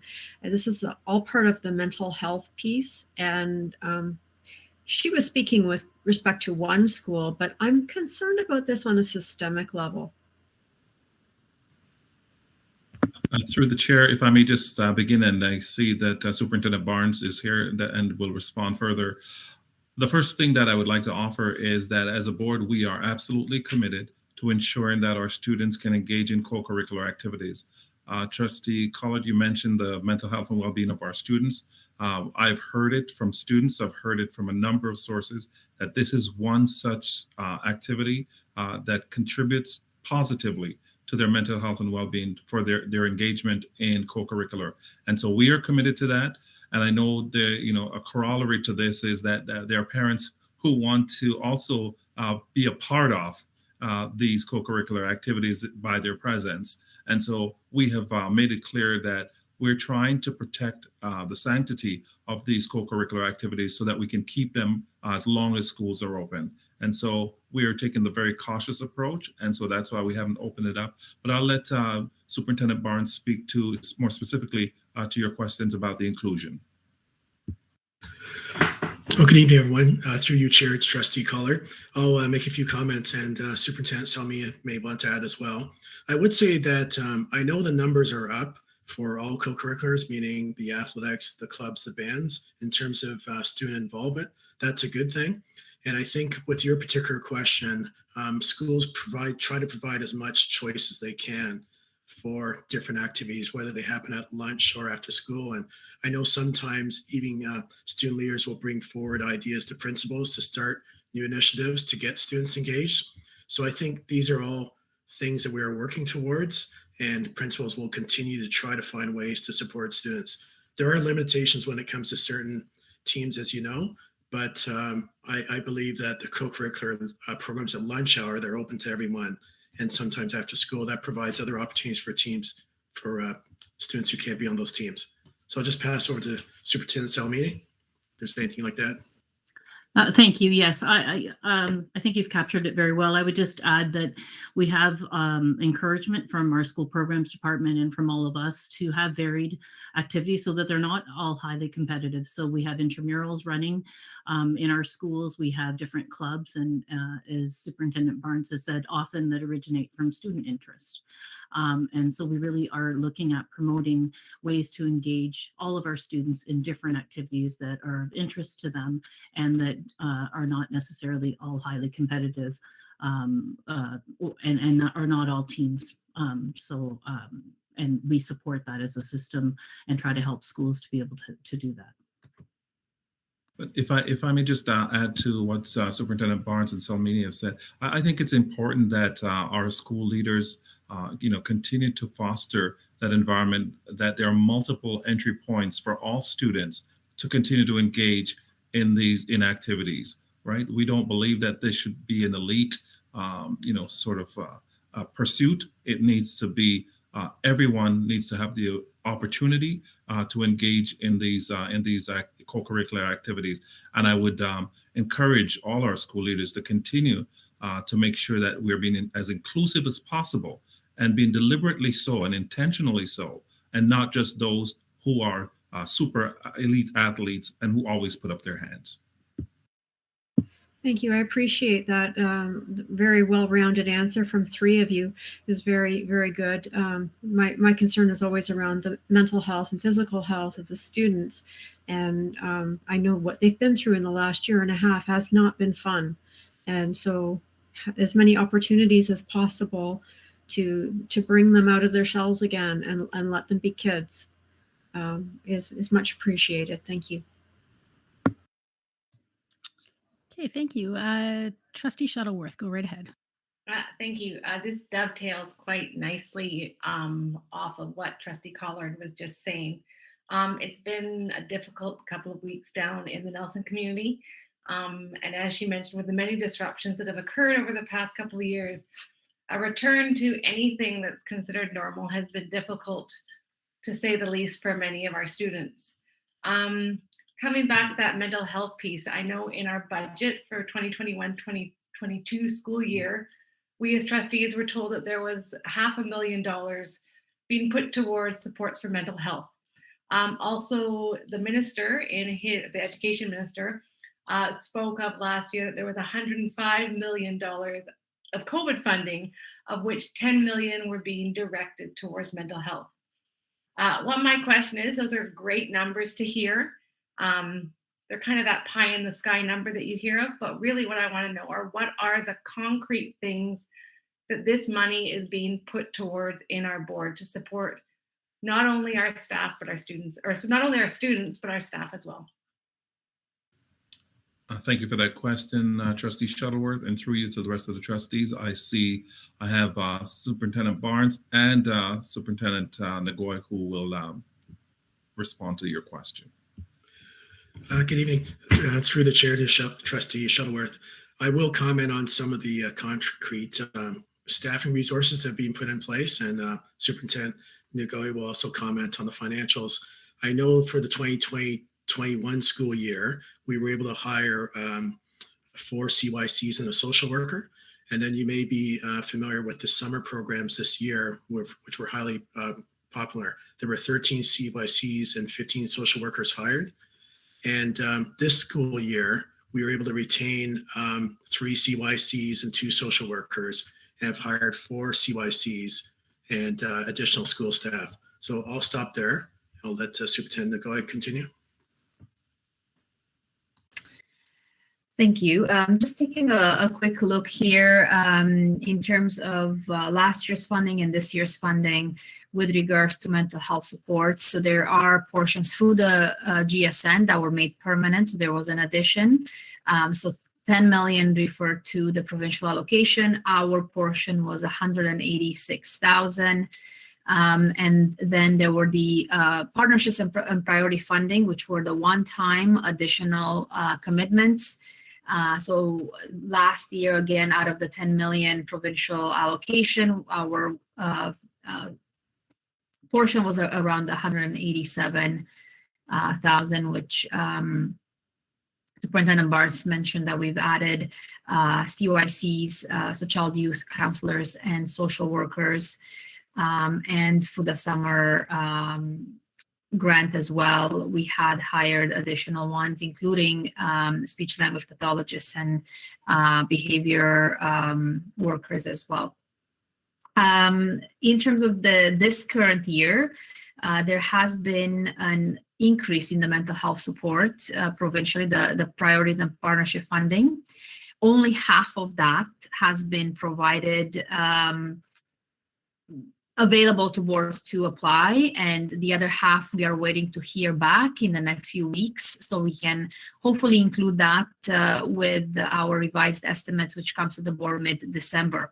So the first half is 252,000, and that related to 2 child youth counselors and 1 social worker addition. And also there was 4.5 million in additional staffing. That was not specific to mental health. That was staffing that are in front of students and supporting students. And then at the end of that, it mentioned that it could be used to some degree for additional support in special education and mental health areas for staffing that directly support students.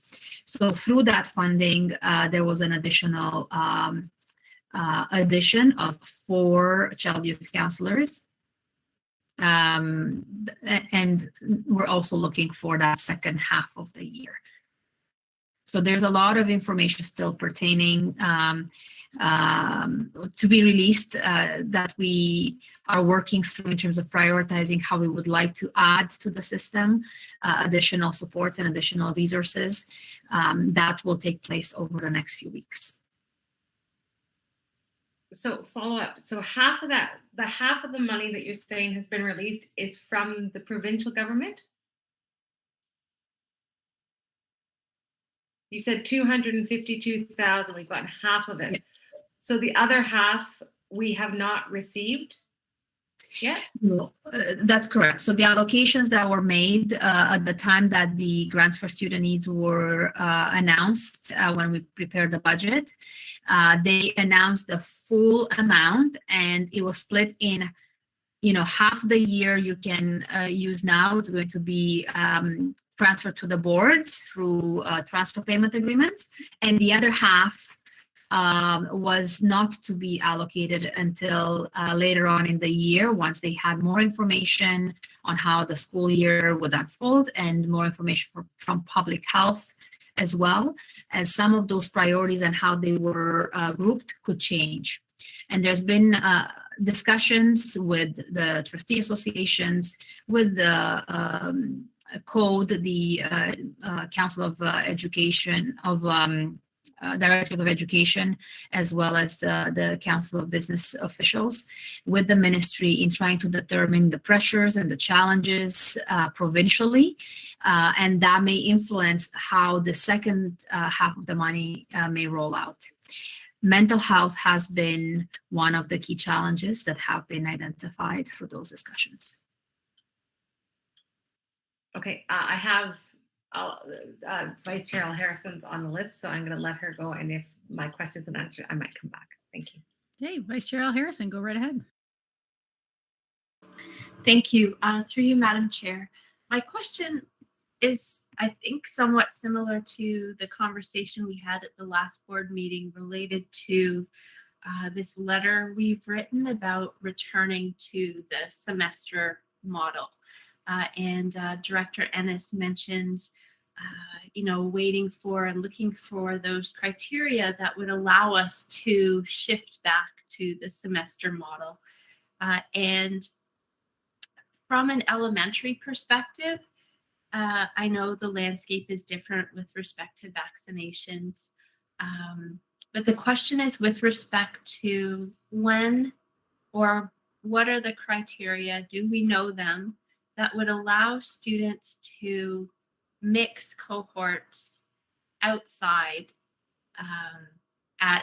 on their breaks, because I think it's recognized that these students are playing sports together in community. They're visiting with their neighbors and playing in the streets together after school.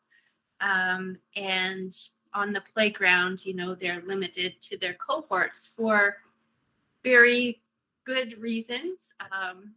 But yes, do we have criteria around when that piece, that restriction may be eased?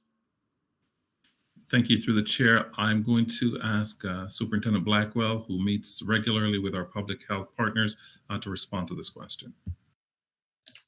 Thank you. And through the chair to the vice chair, we actually spoke about this today. We meet weekly. We have heard not only from our schools, we've heard from families, and schools are obviously hearing from kids, right? That this is a really tough piece. And as you are aware, in every year we go through a reorganization, and we just had another one. And part of it'll be okay, you can hang out with your friends at nutrition break, it's not happening this year. So it does add another layer. Public health is continuing to look at it. They were actually taking it to a provincial meeting today to talk with other public health units. A lot of it is around contact tracing and balancing keeping schools open and keeping as many kids as possible in school, and also balancing the mental health and well-being of our students with the health and safety. So they are very much aware.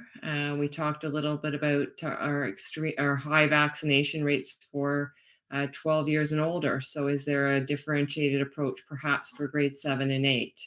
And that's something that they are looking at. They too are concerned and are trying to balance and weigh the best approach.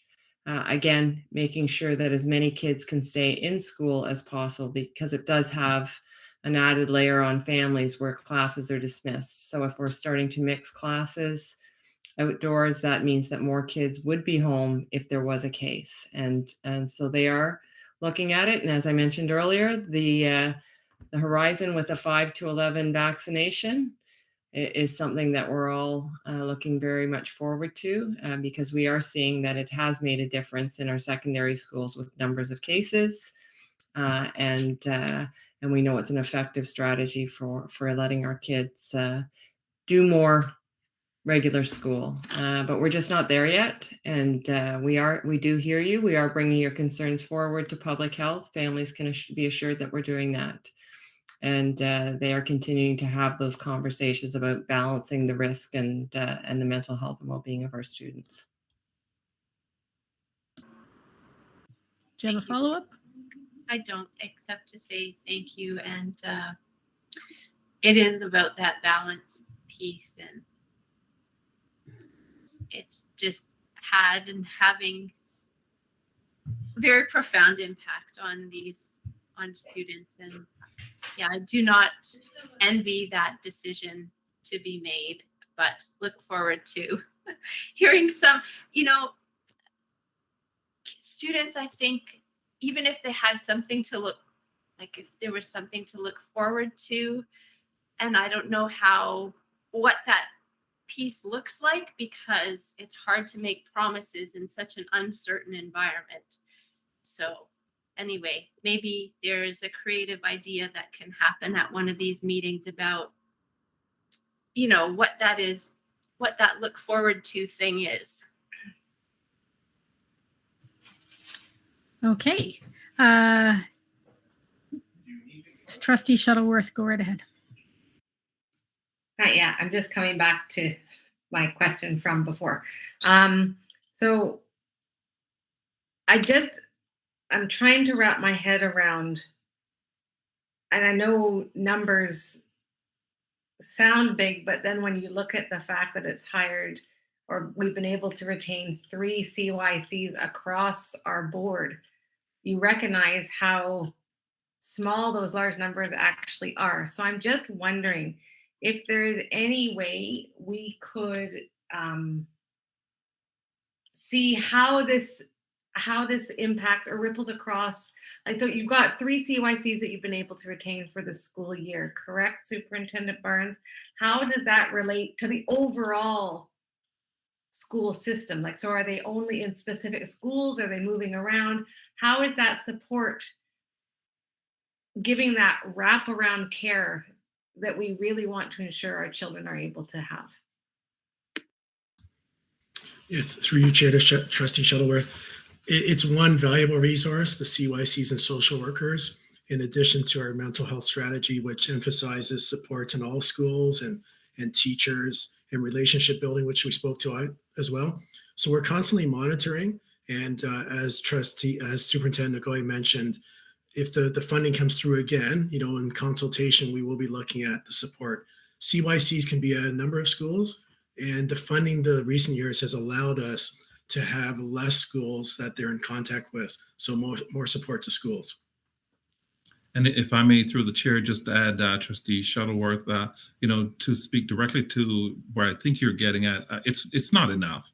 I mean, we have the needs are overwhelming. We heard from our mental health team earlier this week. Just the needs that it's been an avalanche really of a response, of students in need. And so all of the resources that we can garner to help support our students, we need. And so it can't come soon enough. We hope that that second half of the funding is released so we can enhance the supports that we already have. But certainly we need more. Yeah, that's kind of where I'm going to. So thank you, Director Ennis. Okay, looking to the speakers list, seeing no other speakers, I have a few questions.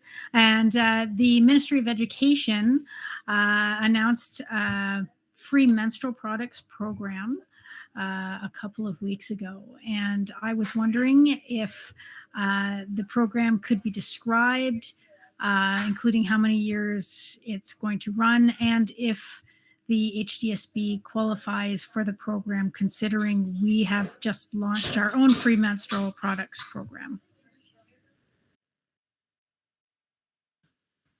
Thank you. Through the chair, I want to first thank, Trustee Bidelankara, who mentioned the great work and advocacy that took place last year that has led to the programs that we've set up. I noticed that Dr. Amoah and Executive Officer Godet are here and can shed more light. Dr. Amoah, would you start? And then I'm going to ask Executive Officer Godet to continue. Yes, certainly. Good evening, trustees.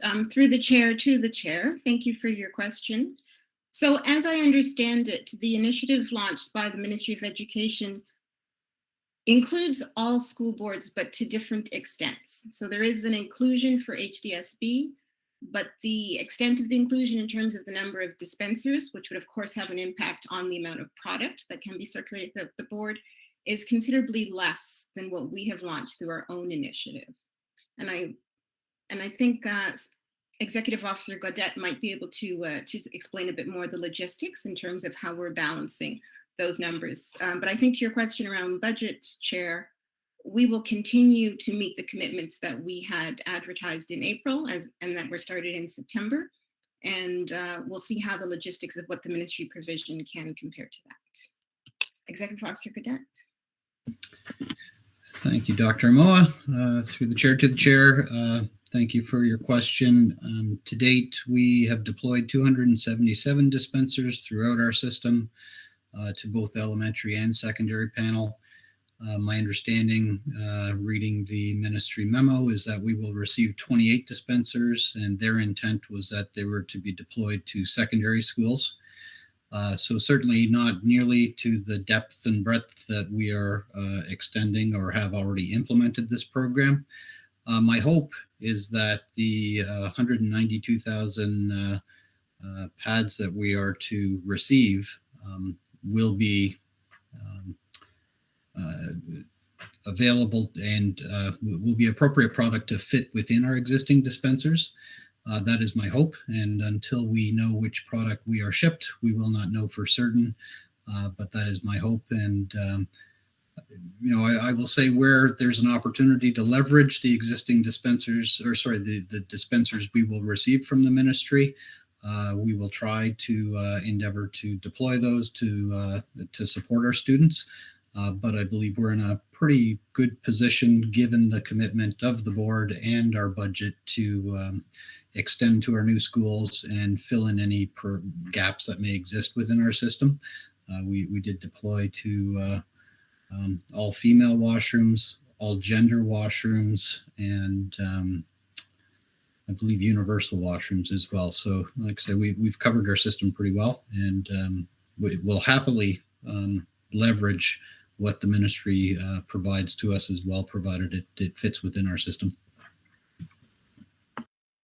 Does the program that the ministry, if we cannot use the pads that are being supplied for 3 years, would we be able to get any cash in lieu of being able to use those?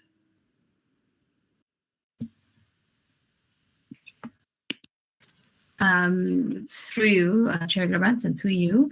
From what we understand, the products are being donated and they're going to be centrally deployed to schools. So I don't believe that there will be a cash in lieu. The memo does mention there's a donation for a 3 years for the product and a one-time for the additional dispensers. So I think it provides some challenges for us if the product is not compatible. So we'll have to determine how we best make use of it and complement our existing program. But that is my understanding currently. And the details were taken back by the ministry to try to determine logistics, delivery. I've heard December in terms of the delivery for some of these to boards. So there's more information to be received. Is it more cost effective for us to maintain, is it more cost effective to rip out dispensers and put in the ministry dispensers, or is it best to keep with the dispensers we have but pay for the products that will fit if the other products don't fit? Through you, Chair, to the Chair, my preference, I'll say it's my preference at this point, is to maintain consistency across the system for ease of delivery. Having said that, we've been pivoting for a couple of years. We will pivot and do what we need to best leverage this donation.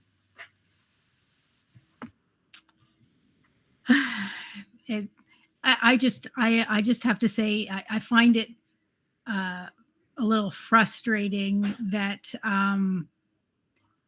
we as a board we did our own research in our schools and recognized the need for menstrual products and showed compassion for students by prioritizing a program earlier than the ministry. And it feels like we are being potentially financially penalized for doing so. Yeah, I find it frustrating. Dr. Amoa, go right ahead. Thank you. Through the chair to the chair, if I could just add to your comment, Chair Grabench, not only was the HDSB earlier than the ministry in terms of moving on this issue of menstrual equity, but as Executive Officer Gaudette has demonstrated or has indicated, our program was much deeper and much wider. So the ministry provision is only 10% of the dispensers that we have initiated. So I think to your question, is it more cost effective to remove some dispensers and replace them? That would still only be 10%, and there is the issue of continuity. Perhaps the other question is, are there places that we have omitted in our initial coverage where we could add those additional 10% of dispensers to complement our existing supply? Yes, I was really I read the document today, actually, from the ministry, and I was really surprised that it only was secondary schools, considering many that menstruation can start in grade 5, 6, and the comment in there that it's for secondary schools, but elementary schools where needed, but they would be needed. How would you determine that? That was a very bizarre statement to me. But anyways, very frustrating.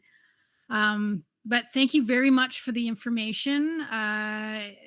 And I know that a local MPP was expressing that that our board should be very thankful for the program that was announced. I think I'm going to have a conversation with that MPP just to express that we're thankful for the supplement to our very extensive program.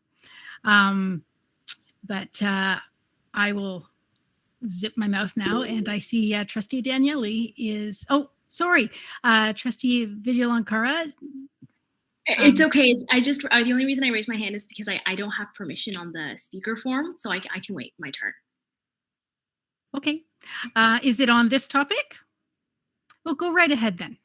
Oh, okay. No, my question was just that, so to clarify, and I'll through the chair to Superintendent Cadet, so there's a possibility that these products wouldn't be compatible with our dispensers, meaning those products wouldn't end up being used by our board.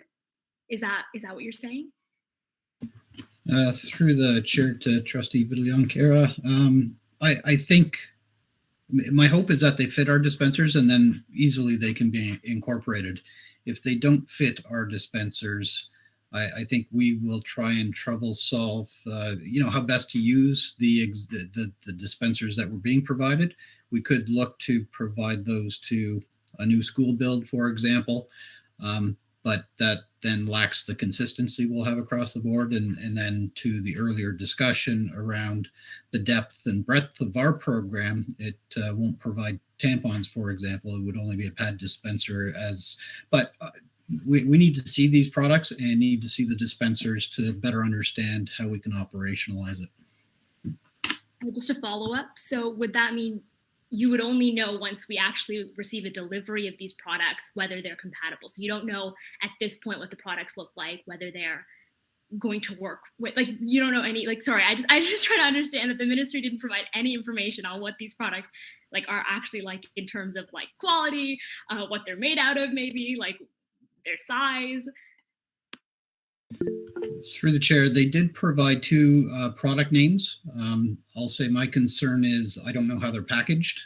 And until we see the packaging, that's part of the, I'll say the logistical challenge is the weight of the product, the size of the product.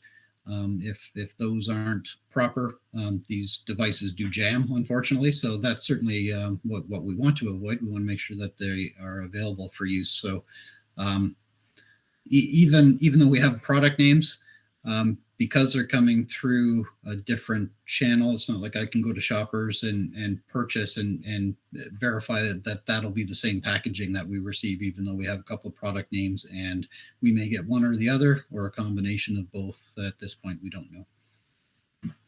Okay, thank you. I just, I understand Chair Gerbentz's frustration there because especially when we wrote our letter, I think we were thinking more in terms of like provincial funding, meaning the boards get the money, or at least boards are consulted and then we can tell them, oh, these are the products we need.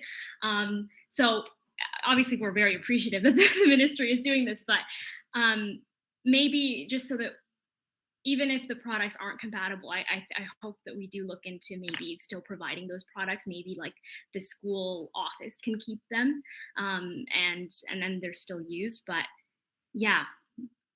Anyways, thank you for answering those questions. Dr. Amoa, did you have something to add?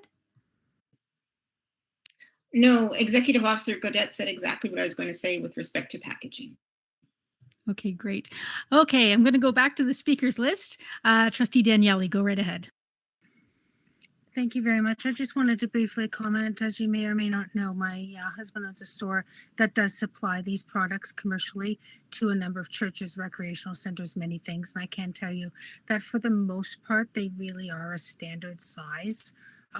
So I know we're going to have a lot of discussion of is it going to fit or is it not going to fit? The odds are very, very good that they are going to fit unless they've done something extremely weird.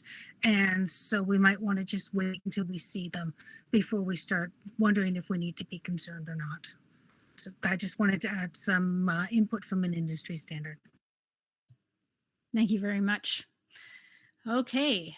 There are no other questions from trustees. So now we're on to public questions. To ask a question, audience, please use the button on the live stream page on the hdsb.ca website or use the link at the bottom of tonight's agenda. Questions posed during the live stream meetings of the Board of Trustees may be answered during that meeting, particularly those related to agenda items or at the following meeting at the discretion of the chair. For efficiency, multiple questions received that are similar in nature may be grouped together at the discretion of the chair or vice chair. Questions will not be attributed When necessary, a notation will be made that multiple people ask the same question. Any questions that contain language that is hateful or discriminatory will not be considered.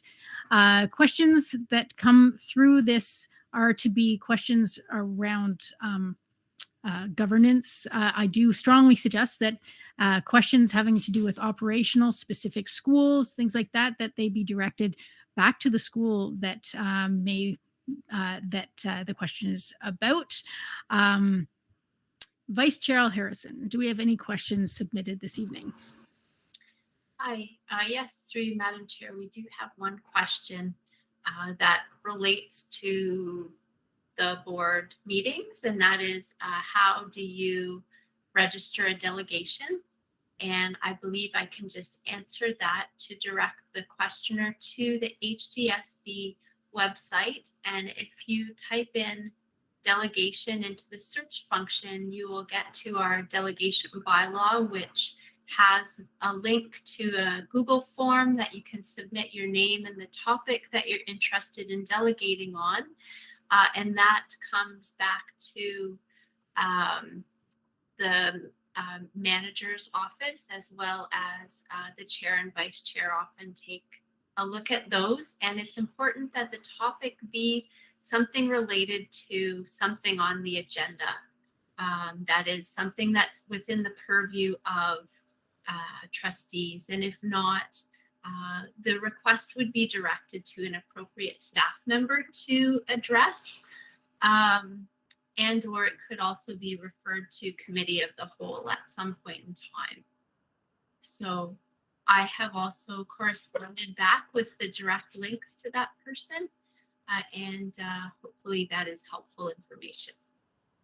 That's great. That is a question that is absolutely appropriate. That's wonderful to see. Okay, so there are no other questions from trustees, from the public. So we now need a motion to rise into private. May I have, okay, thank you, Trustee Shuttleworth, seconded by Vice Chair Harrison. Are you interested in that? Seconding a motion? Yes, definitely. Okay. Thank you. Excellent. Is there any discussion on that? Looking to the speakers list. Seeing none. So all those in favor of rising into private?